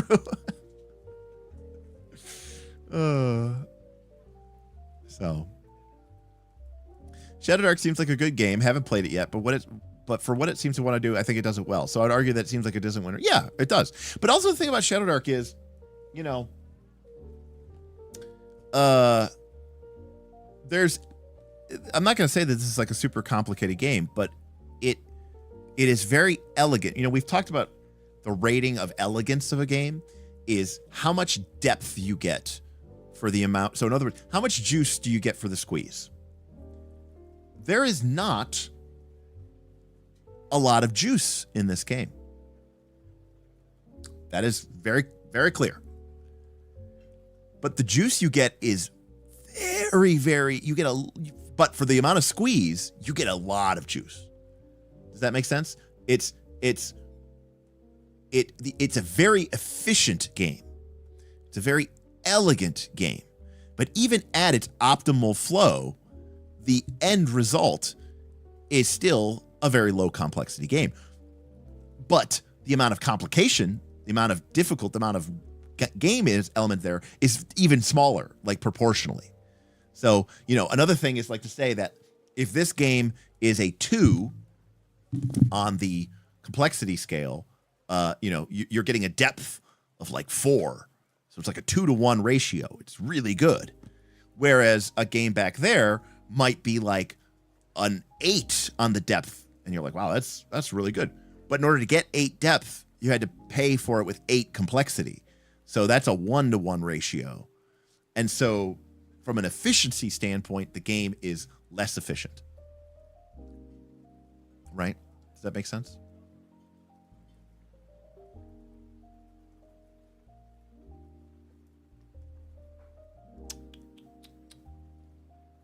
Yeah, the density of the juice. The squeeze to juice ratio versus absolute volume of juice. And that was the point I was trying to make about RuneQuest, which was that RuneQuest might give you a lot of juice, but that juice is very flavored, and you have to like that juice. And in my opinion, it takes a lot of squeezing to get it. So I'm interested in certain elegant designs. Now, Torchbearer, I think, has a lot of squeezing too, but for me, it's worth it, right? The amount of squeezing I have to put in is worth it. You know, I did point this out on the Discord. Hold on a second.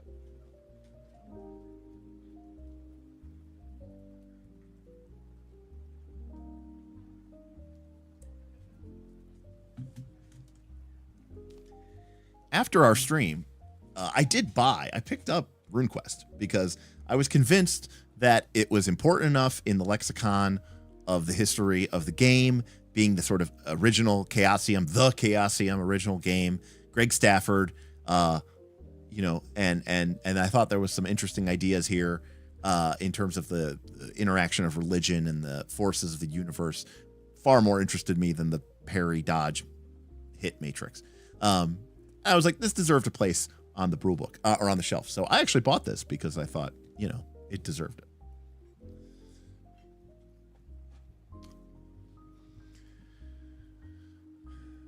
Uh, 5e is bottled juice. OSR gives you a juicer.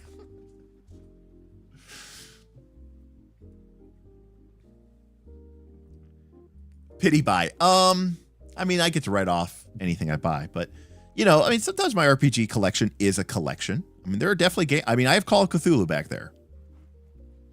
I'm never running that. I have the Keeper's Guide or the Investigator's Guide and the Keeper's Guide. And so that's a pity buy too, I suppose. But I will never play Call of Cthulhu.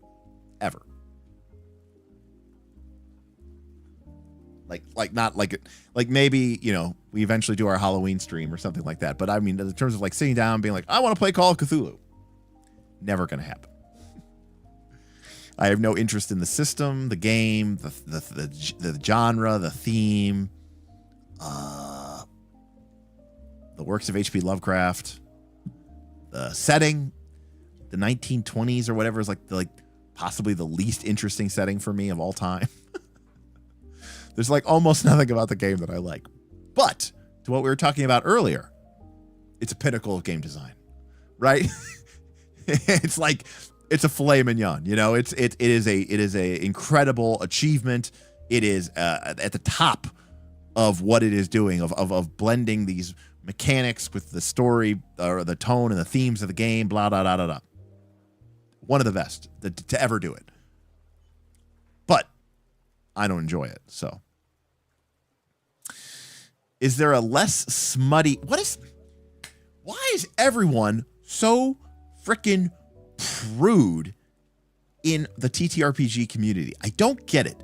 Like everybody's fine with everything, and everyone's like, there should be slaves in Dark Sun, and they're like, there should be head decapitation rolls in the game. But you mention a game that has sex moves, and everyone like suddenly is like going all Handmaid's Tale, and everyone's just going like full 1950s preacher. I don't get it. It's so strange to me, like the level of prudeness. Yeah, isn't BG3 like one big orgy? I've not played the game, but from what I've understood, one of the reasons I don't want to play the new Final Fantasy remakes, aside from the fact that they're fucking like action games and you have to like swing your sword and it's like you're attacking things, it looks terrible, is like it looks like they turned the whole game into like this like big love triangle dating sim game, or like love quadrangle. I don't know. And like, yes, that was in the original Final Fantasy VII, but it was like that one part at the Golden Saucer, and it was like, who does Cloud take on the date? And that was it, you know? When I saw the stuff that was happening with BG3, I mean, I was never going to play that game anyways, but I was immediately just like, what's going on with this? This is Dungeons and Dragons. Yes, Apocalypse World had sex moves first. That is true, Full Metal Dragon, but like very few people have played Apocalypse World. But yes, you are right. It did have sex moves first. That's what I'm saying. So even when people are like, Monster Hearts are weird because they have sex moves, they're like, Apocalypse World has sex moves. And everyone goes, oh, really? Did it? And I'm like, yeah, see, because no one's ever read or played Apocalypse World.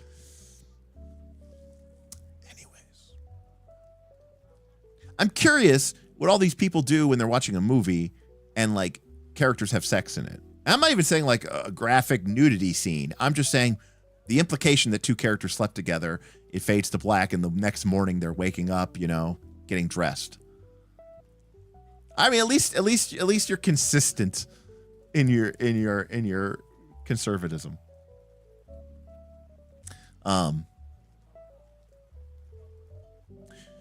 Anyways. Yeah, Fade to Black is good. I've never played a game of Monster Hearts where I've been like, okay, I want you to describe how you're taking advantage of this person. And please, if you could get into the description of your genitalia, that would be A+. No one's ever doing that. Ever. I mean, okay, there's probably some people out there who are doing that, but no one is.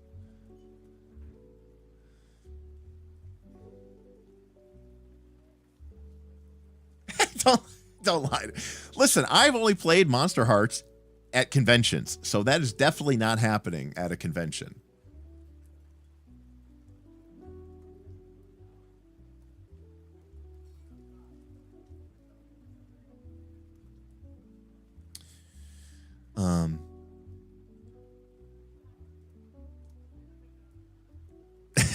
Okay, that is fair. Smith would do that just to make everybody uncomfortable.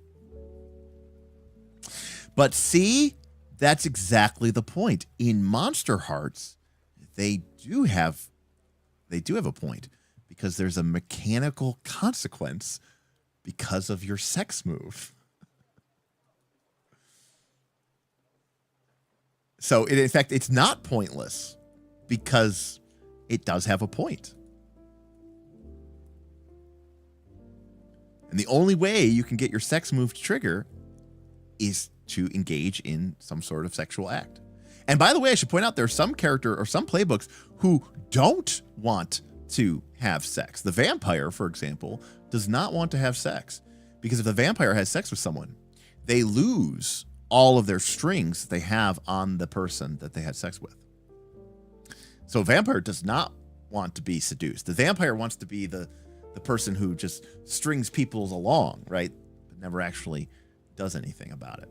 The moment a vampire gives in, they lose, right? Think Angel, right? What happens to Angel when he has sex with Buffy? right? He loses his soul. So it's not about the actual sex itself. It's about the consequences of the sex, because you're a vampire, right? I mean, this is all done from the tropes of TV shows and movies and all this other stuff here. Exactly. Angel goes mental. So that's the effective version of him losing his thing. That is true. Monster Hearts is everything awful about high school, the game. That is true. That is true. I mean, that was kind of the point of it, right?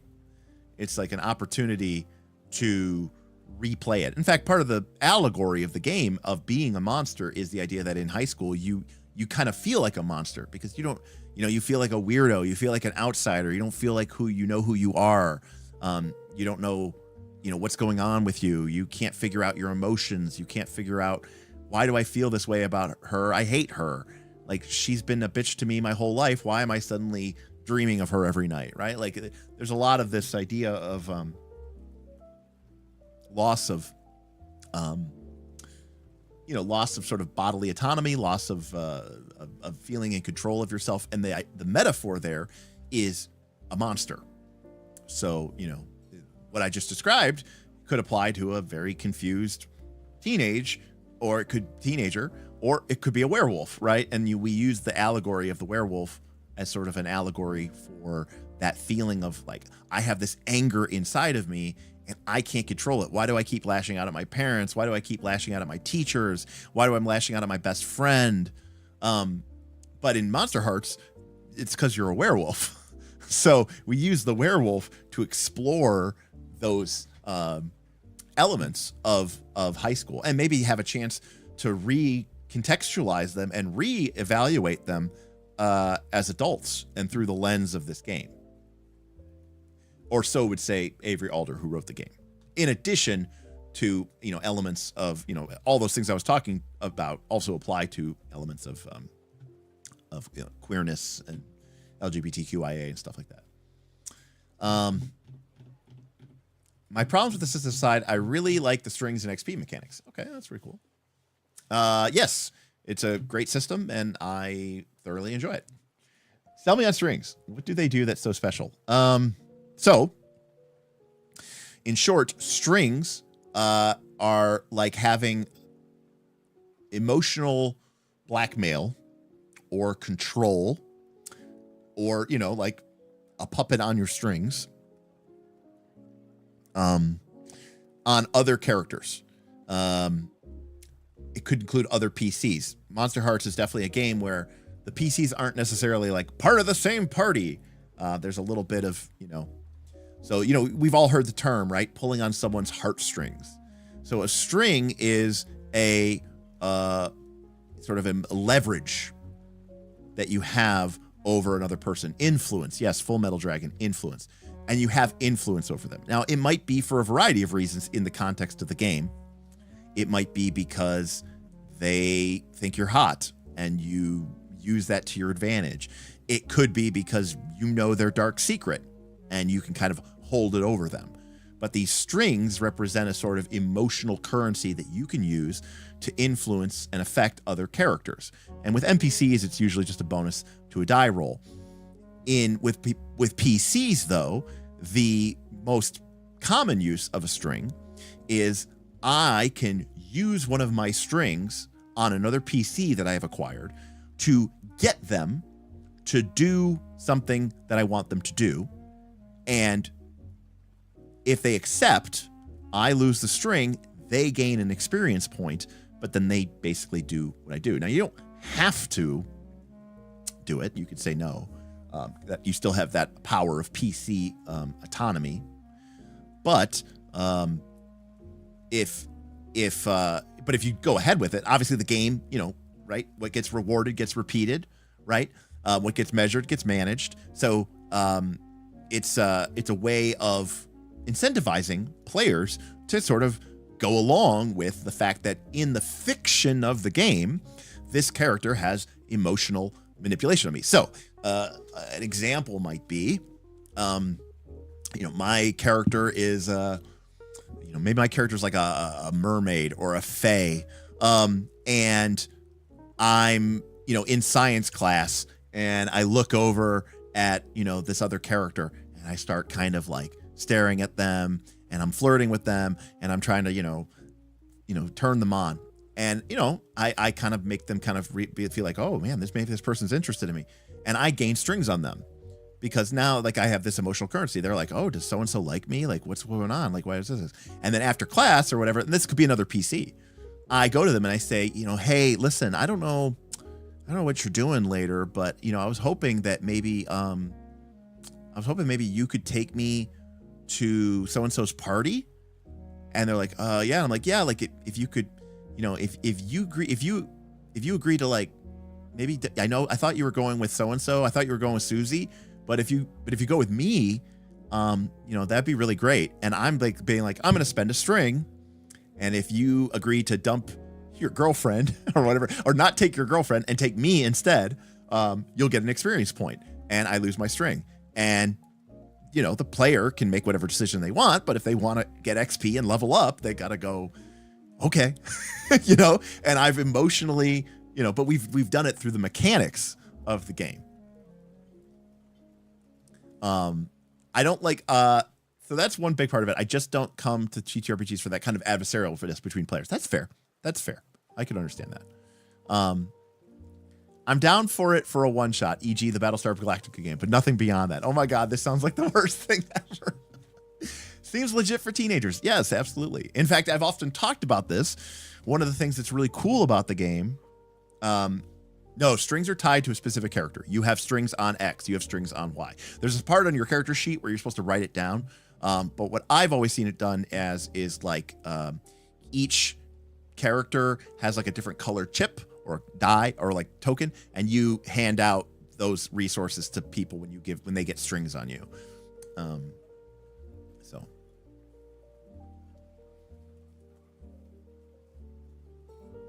and but here's the thing. I know Smallville RPG, I think it uses like the leverage system. The thing about Monster Hearts though is it is designed to highlight and showcase the self-destructive nature of emotionally unregulated people. The moves, this is where we talk about system matters. The moves of Monster Heart are designed so that it creates messy problems, that people's feelings get hurt, right? The idea is that teenagers are terrible people and they haven't learned, and maybe in many cases, a lot of adults, because they haven't learned how to do things in a properly contextualized way in order to make sure that they know how to get what they want without hurting other people. That they know how to, stand up to people without just beating them down, right? And so part of the context of Monster Hearts is that the moves themselves tend to spiral into bad places. And part of the element of Monster Hearts is that as your character levels up, there is an option available to them where they literally gain new moves called growing up moves, which replace your shitty teenager moves with a version that doesn't lead to self-reinforcing destructive cycles. And you're supposed to sort of understand the value of how those moves change what's going on in the fiction and the mechanics of the game. Good night, sir. I'll see you tomorrow. Is there a GM for Monster Hearts? Yep, there's a GM. GM plays all the NPCs and all that other stuff. But yes, there is a GM. But there certainly is more player on player, relationships than you would typically get in another character. So, again, the game is a guide to a game about the messy lives of supernatural teenagers. So it's messy, right? So it's supposed to be, chaotic and fraught. And, if you've ever watched, I don't know, any 90s era teen movie, you know that it's just about a bunch of hormone-filled bad decisions one after another, and, everything spiraling out of control. And no one says the right thing, and feelings get hurt, and people take things the wrong way, and people use other people to get what they want, to get back at other people. They hurt other people's feelings to get what they want. You know, it's teenagers, so. I don't think I've seen any 90s era teen movie except Dude, Where's My Car? Monster Hearts is like Mario Party. Starts off friendly, but spirals into petty grievances. All right, I'll buy that.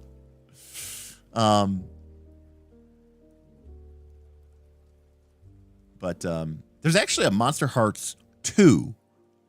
Avery made a sequel, but I don't know if I like it as much. There's certain things that she changed, which I don't like as much. Mario Party is the worst. That is true. Even I even asked it goes off to buy Monster Hearts. So again, it's an early form of PBTA, so there's a lot of elements there, but it does something that I've never really seen any other game duplicate. But I haven't like spent a lot of time like with Cartel or Pasiones de Pasión, which are from Magpie Games.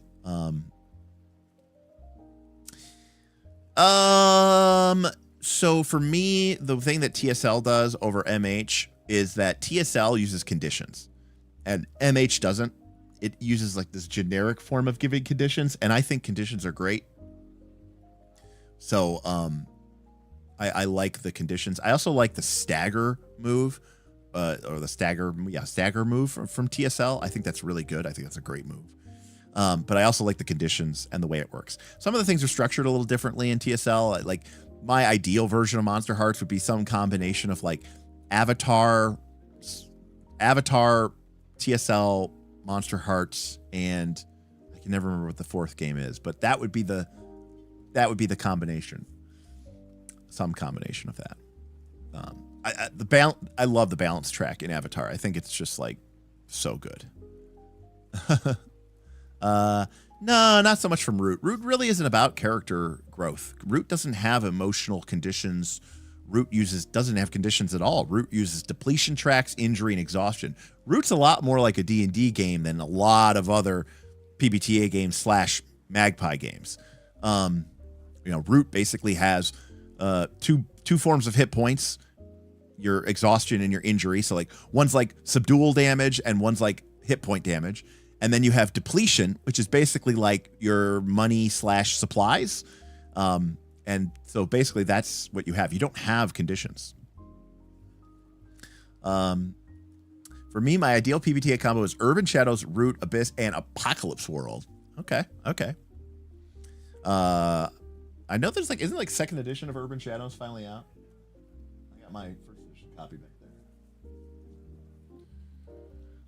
The balance track is so sweet. Balance track is awesome. Balance moves are awesome. Everything about the balance track is so awesome. So like for me, kind of bringing a little World of Darkness, for me, I like the idea that like for the monsters, you have this like spectrum. This is also kind of like a touch of Torchbearer, right? Torchbearer has the nature value, where if your nature's too high, or if the nature's too high, you are an elf or you are a human, and you have to stop being an adventurer because you've become too much of like a human. And if your nature is too low, if it goes to 0, you also stop being an adventurer because you become some crazy weirdo person. You've become too weird and too disconnected from society, and now you go live in a cave in the woods. So I think of Vampire the Masquerade, and I think of this idea of the humanity score in a similar way. And so I love the idea of a balance track around the idea of, as a monster, you have this monstrous nature, and you have your human nature, and the moves and the things that are happening in your life are pulling you back and forth. And the truth is, you're not either. You're not a human, but you're also more than just a monster, right? You are something in the middle. And the balance track sort of represents your character trying to stay with one foot in each, which I like. On the other hand, there might be advantages to becoming more human-like or becoming more monstrous, just like an Avatar, you know. But Avatar Legends like stole a lot of stuff from Masks anyways, although Masks is very good. But a lot of the things that I would want to steal from Masks, they kind of put in Avatar anyways, plus the balance track, so I just say Avatar.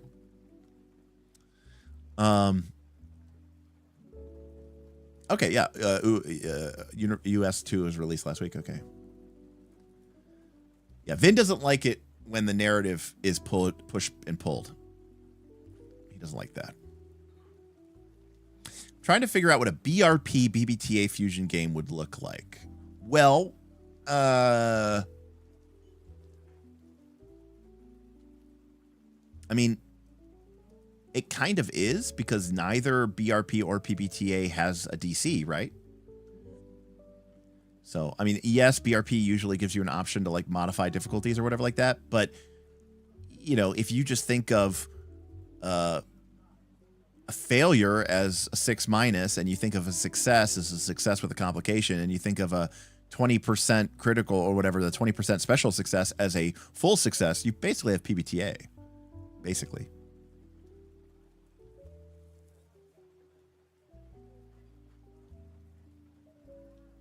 I just watched a review of a game called Glitter Hearts, and the creator absolutely hated it. Wait, the creator of the game?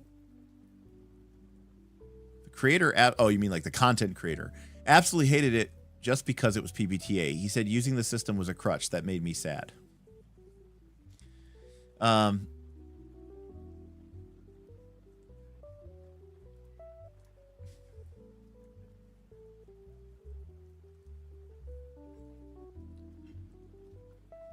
Oh, okay, the video creator. Well, Beowulf loves Pendragon Forge, so Beowulf just like taking various bits and pieces of all the RPGs and blending them in. I'm with that content creator, whoever that blessed soul is. Yeah, I don't know why some people despise PBTA. I think it's because they're dead inside, and they want RPGs to be safe. That's what it is. They want RPGs to be safe. And I want RPGs to be feral. And that's the difference, right? So I think PBTA leads to RPG outcomes that aren't predictable and they aren't expected. And I like that. And I think that there are, you know, some people come to TTRPGs because they want to be able to control things. I go to TTRPGs because I want to be out of control of things, right? I don't want to be in control of anything. I don't want to be in control of my character. I don't want to be in control of the game. I don't want to be in control of the setting, right? Like I want all of it to be feral and emergent and surprising and unexpected, and to try to you know, be an observer and a collaborator and not have this agenda as much, you know? I used to not like PBTA until I played Avatar Legends. Avatar Legends is, I think, really cool. There's some elements of it, but that are a little wonky and a little underbaked, but it's pretty good. There's a lot of wolves. I don't know. I mean, yeah, there's always going to be the people like Vin or this content creator who are just like super simo gamist. You know, they don't like any narrative elements in their game. No, I don't lack for creativity. I just hate fun and love my sim too much. That's fair. I mean, that's totally fair.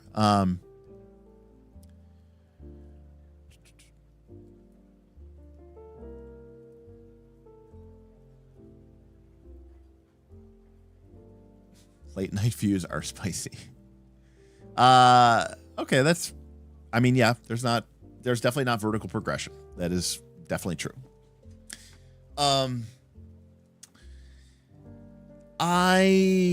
But see, for me,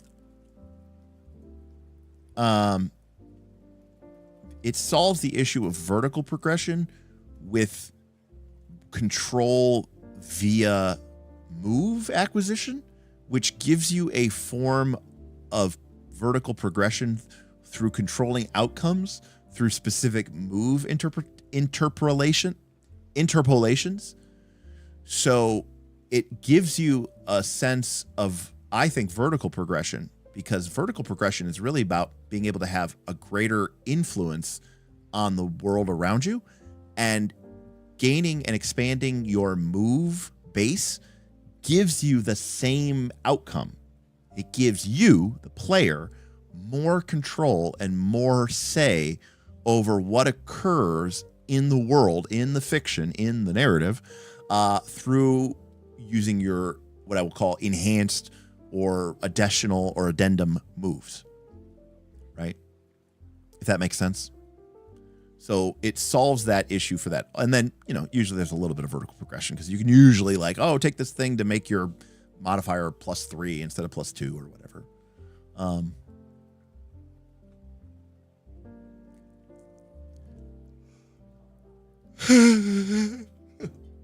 I'm getting tired now. I write gamist games because I'm not good enough to write narrative games. Damn, that's a deep self cut.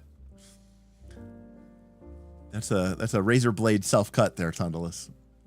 Late night cuts indeed.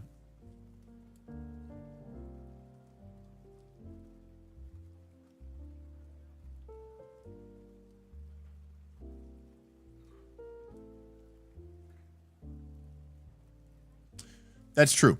I actually agree with Mark Lohr here that a lot of times it was the same game and they just had different themes and they used the same moves over and over again. I agree. And it was there was a lot of that. For sure. I guess my question is with the simulationist group. Like, if you had a campaign where you had several sessions where nothing interesting happened and no narrative things happened and no story happened and no character progression happened, but it was very realistic, would that be a good session? Would you as a player enjoy that? Maybe the answer is yes. I don't know. Now, what's interesting is I like those kind of games, just not as a TTRPG. I like those games as video games. For example, video games, I can't stand story. I want just, I like playing, SimCity, or Total War, not the campaign mode, right? Total War, just here's the world, you go around, take cities, do whatever you want to do, right? So, people have been like, oh, Derek, you would absolutely love Factorio or something like that. I don't know what it's called, but I was like, yeah, maybe. I don't know.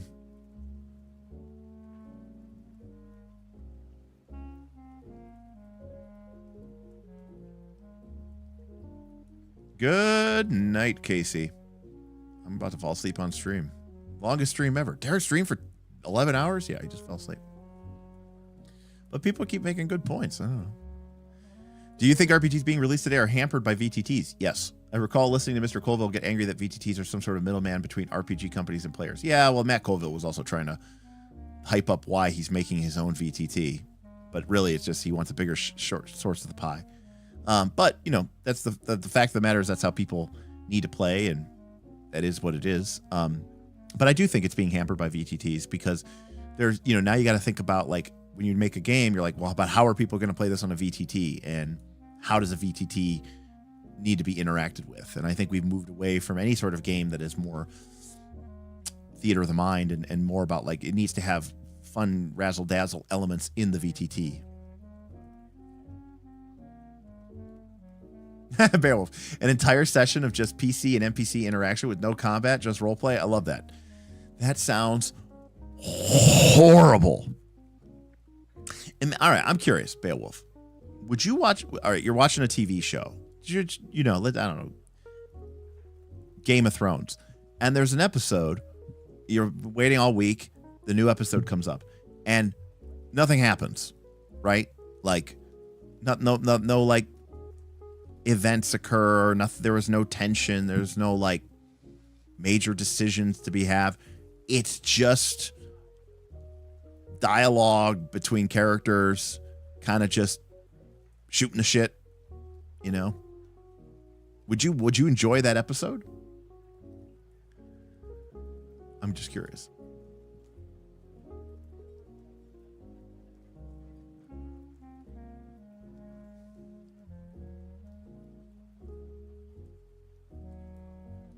That's true. VTT. Yeah, I mean, they are a necessary evil, but they're also potentially a very good thing, and it is a reality.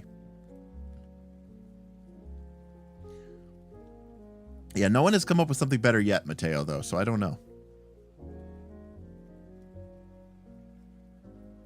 I don't know if the internet's ready for that. Oh my God, you guys, you're cut off. You're cut from a different cloth. I don't know. But then again, like I said, I have no interest in simulating a character. I have every interest in exploring a decision story space. And so just sitting there, just like yakking in character is just like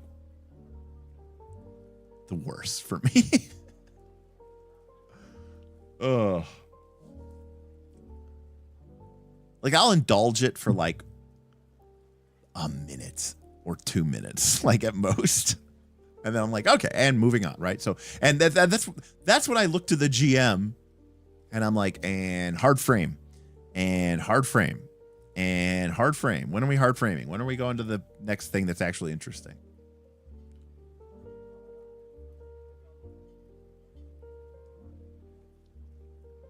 Well, I'm there to play a game. I mean, that's what it really comes down to. I'm there to play a game.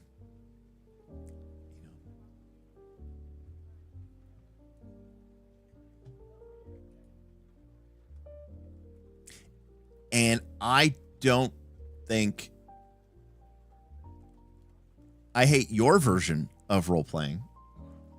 Yeah, I was gonna say I don't think the game of a role playing game is us sitting around talking in character. So, I mean, not anymore. But I mean, I used to watch every single movie and film, TV show ever made. I have almost encyclopedic knowledge. But here's the thing. I don't know. I don't know, you're being flippant here, but Donkey, those dialogue scenes serve a purpose. And what you think looks like a dialogue scene on screen would be in, say, Powered by the Apocalypse, represented by a move, by a dice roll. The whole point of a scene is to advance the story.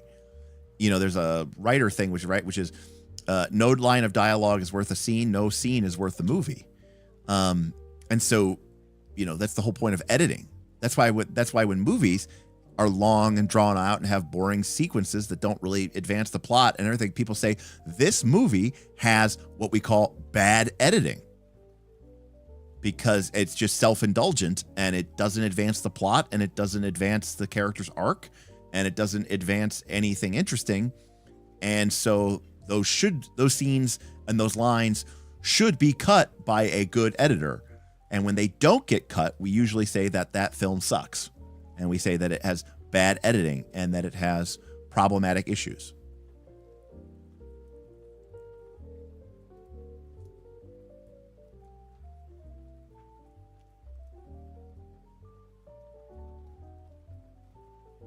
Boo, you're all wrong. Correct. Role-playing is not role-playing.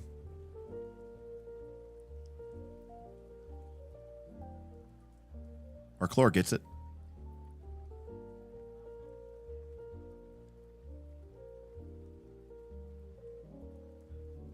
So, Junderlin, I mean, I hate to say this, but I've used this example before. But it's just, when people ask this question, I just respond with this, which is, okay, and I'm not even going to say mouse guard because, maybe, that biases people. You're playing a role-playing game and you're playing a character and you are traveling. Your character is a knight. and you are traveling to a distant village. Or better yet, maybe we'll keep it night. You're traveling to a distant village to deliver a satchel of medicine. You're traveling with your brother.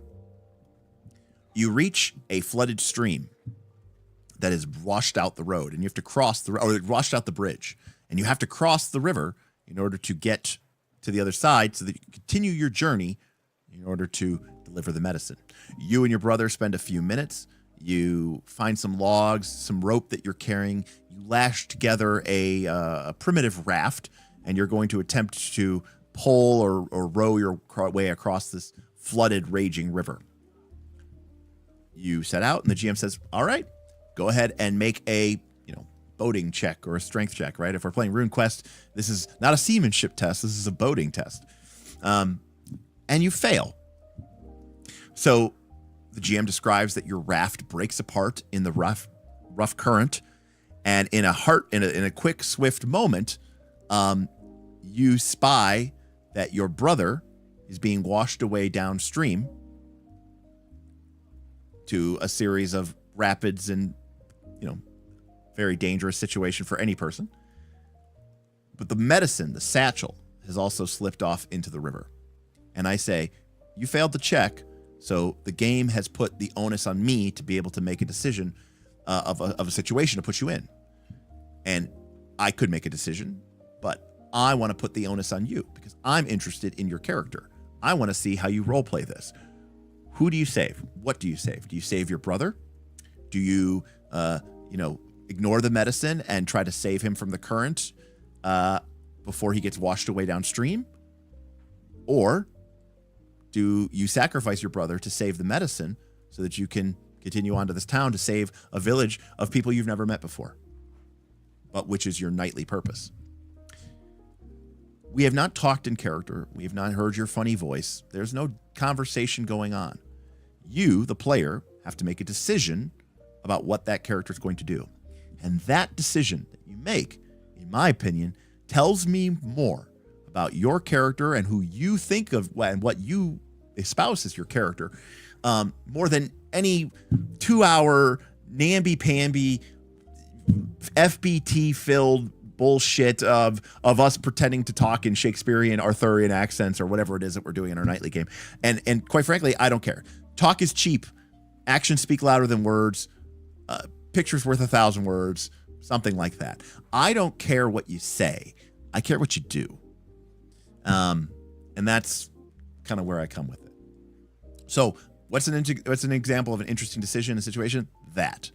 Now, that sounds horrible. Yes. But like I said, as a GM, my job is to try to put you in horrible situations and see what makes you tick. Because it's those decisions that I'm interested in hearing about. I don't care, what your character says when he's sitting at the tavern with a bunch of other people that I don't care about. So I care about the actions. I care about the decisions. I care about showing me what you care. And in that way, you are showing me who your character is. And yes, it is the essence of Burning Wheel is essentially distilled there. That is true. But I mean, this is kind of true no matter the game. It's just that happens to be why games like Torchbearer and Mouse Guard resonate with me so strongly, because that's what they really burn into. Thank you, Tim. I agree. Take care, Ford.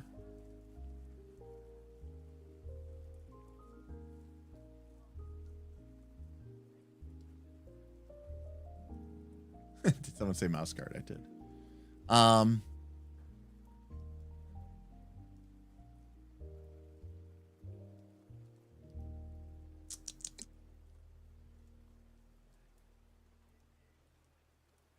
It's interesting. Yeah, I mean, I tend to, not agree with that, but I mean, there's certainly a whole genre of RPGs that are, really espouse that belief, and I just, I tend to deviate away from those, somewhat.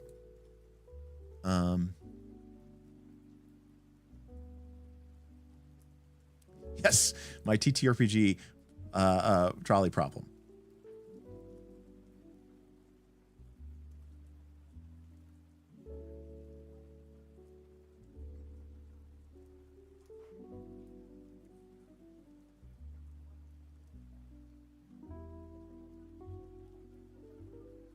in some ways, I feel like the anti-Derek. GM's job, find the buttons and push them. Yes. I mean, this is like the core essence of Torchbearer, right? Like if somebody writes that their goal is,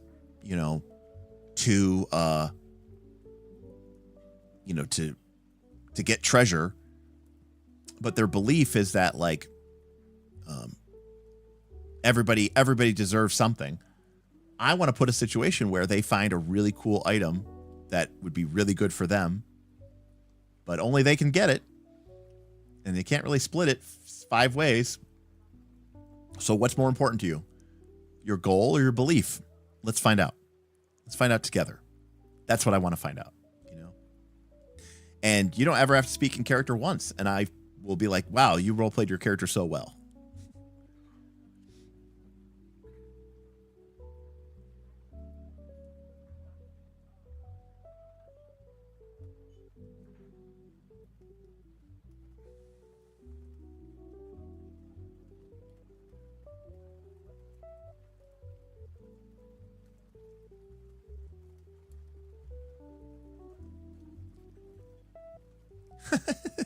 This is definitely, if you enjoyed this conversation and you want more like it all the time, then check out Knights of the Last Call's Patreon.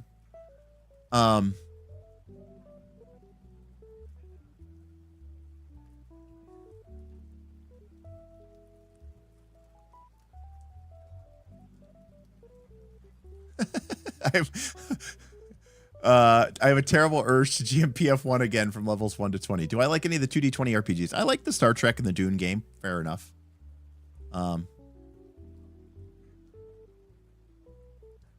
So far, beliefs in Torchbearer aren't integrated enough into the rule set for me. Well, I mean, they're a reward mechanism, just like goals, Tundalus. I mean, if you follow your belief in action, you get a fate point. And if you challenge your belief and go against it in dramatic capacity, you get a persona point. So in a sense, the game is encouraging you to act in accordance with your belief, or even better, right? Be challenged by your belief, and in dramatic fashion, highlight why that belief you no longer believe in it or espouse it, or why that's changed. And then at the end of the game, the end of the session, you'll get either a fate point or a persona point. You get a bigger reward, the persona point, by challenging your belief than you do from merely following it. So, I mean, it's one of the primary ways to earn fate and persona points. So, I mean, in that regard, it's the same thing as a goal, basically.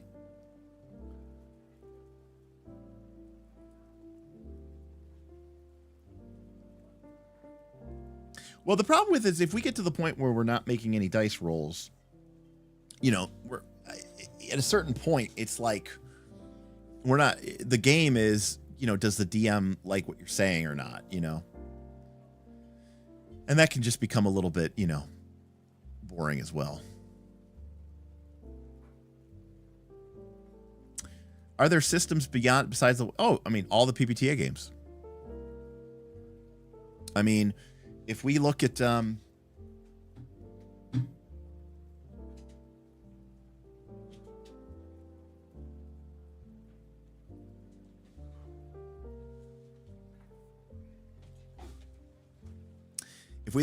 World, and we look at the DM moves, so these are the suggestions, right? The principles. By the way, the principles are things like be a fan of the characters, think dangerously, follow the rules, describe the situation, yada, yada. But if we look at the GM moves, we have things like reveal an unwelcome truth, or tell them the requirements or ask, or offer an opportunity with or without a cost, or put someone in a spot. And so, our situation of the player having to choose between saving his brother or saving the medicine is just an example of a really hard move in Dungeon World speak and PBTA speak.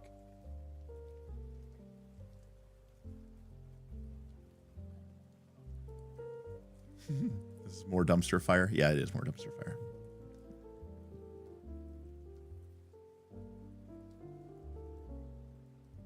I got to admit, Wanderhome, of all of the super soft games, Wanderhome, probably one of the ones that I think is much more. I think Wanderhome seemed much more appealing to me than either Chubos or Ryutama. Wanderhome, I actually think had some really interesting decisions. I'll give you another example. A game that I love playing. I've played it several times, and I don't think there's any dice involved, actually. It's called Fall of Magic. And it's just about making character choices and describing them. But they're all important decisions. And there's no dice involved, but by making choice 1, choice 2, choice 3, choice 4, choice 5, choice 6, you're telling us the story of your character through those choices. And Fall of Magic, for those of you who don't know, is like the game with like the map that you unroll and you move from left to right, and you're like escorting the wizard with a capital W, like across the world to save magic. But it's all very vague and nothing gets really defined. Like you define the game and the world as you play it. It's a very strange game. Let me see if I can find like a picture of the map.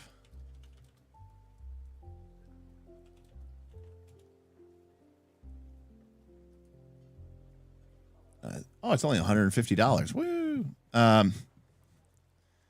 Yeah, like if you've never seen it before, it's like an absolutely stunningly gorgeous game.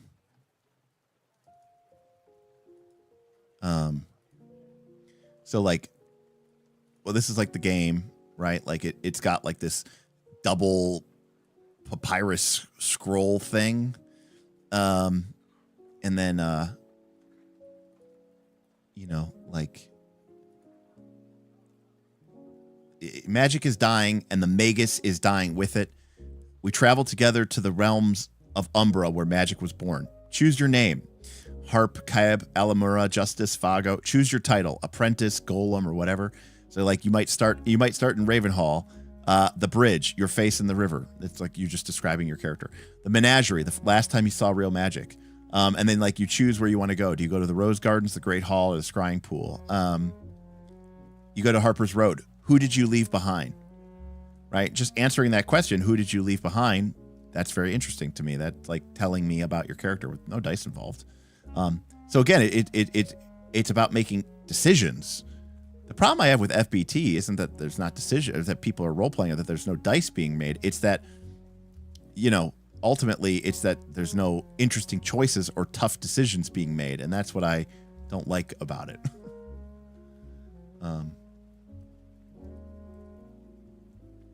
Anyways. I mean, yes, it was.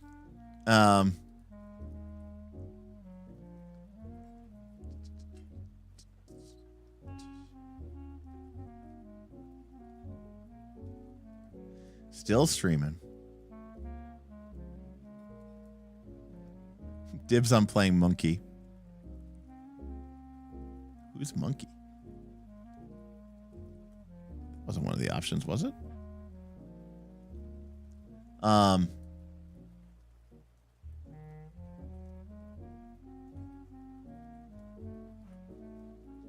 Yes, that's a good description of Wanderhome. Yes, it uses resources. What is fluff? FBT is fluffy bullshit time, which is where you are describing things, talking in character, but it is for no real purpose. You're just doing it to, add flavor. Heyo. Yeah, we're still up.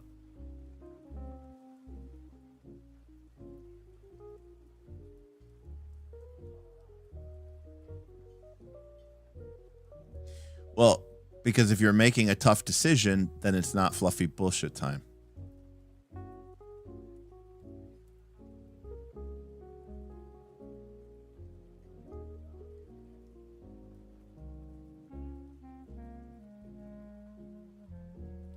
Like, for example, here's an example of non-fluffy bullshit time. All right, PC. Who do you betray? Your lord or your father? Decide. That's not fluffy bullshit time. You gotta decide who to betray. You can talk it out or whatever like that, but that's a choice. You're making a tough choice, but that's, a decision that you have to make for your character. I don't need a dice roll there to make that interesting or dramatic. You're going to tell me a lot about you and your character, by what you decide. 3M is my cutoff as well, so we're actually going to be we're going to be tipping out here. Generally, it's because it's a very small press game, and it's like this, it's like a cloth canvas map. It's actually very pretty. I should actually buy it. In stock. It says it's in stock. I might have to buy it.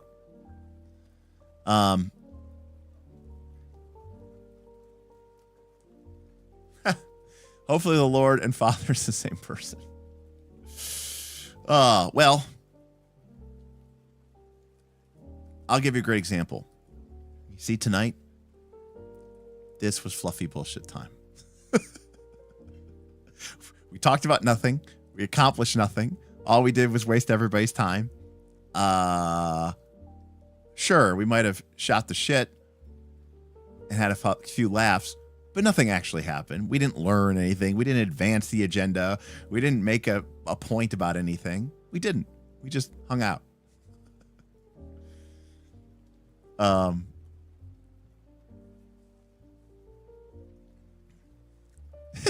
Derek, I progressed my personal plot tonight. Don't tell me it was 50. All right, fair enough.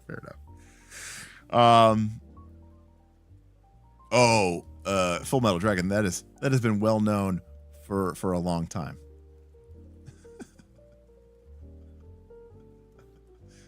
So, and this is all I'm trying to say. Okay, sure, my streams are known for tangents; they do happen.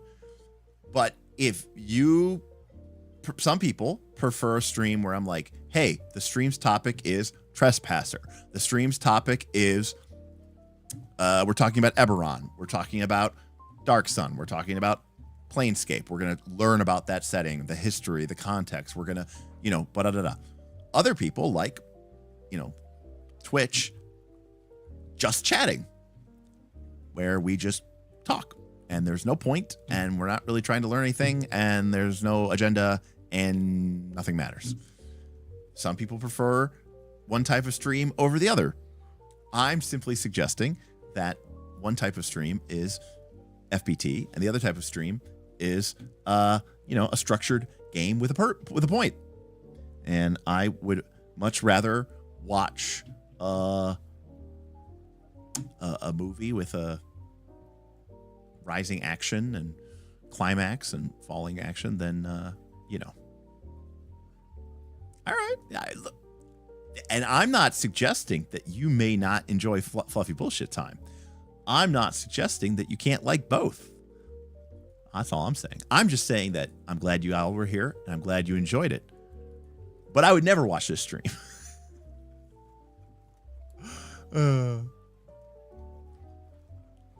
It's like, Tim, that's great. It's like, if you're going to hang out with people and shoot the shit, why are you doing this in character? We could... Rick, my sleep schedule's been really messed up ever since the night that my dad died, and it's easier to be sitting here debating FBT than be alone with my thoughts. So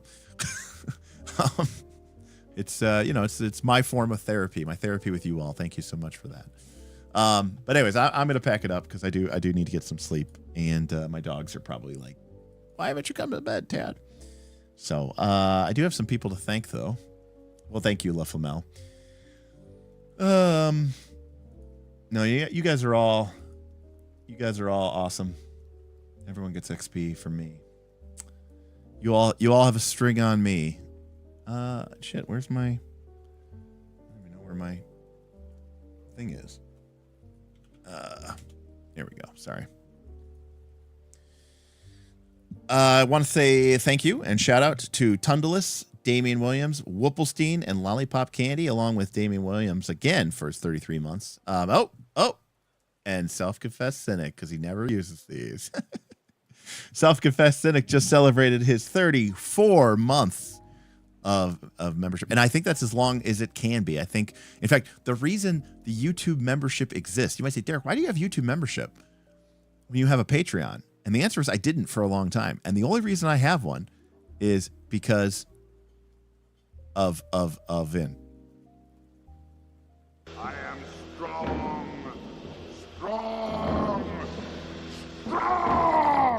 I think it's because I turned it off, Lollipop Candy, because when I have guests on, I don't like for the tip sounds to overpower, and I think I forgot to turn that one back on.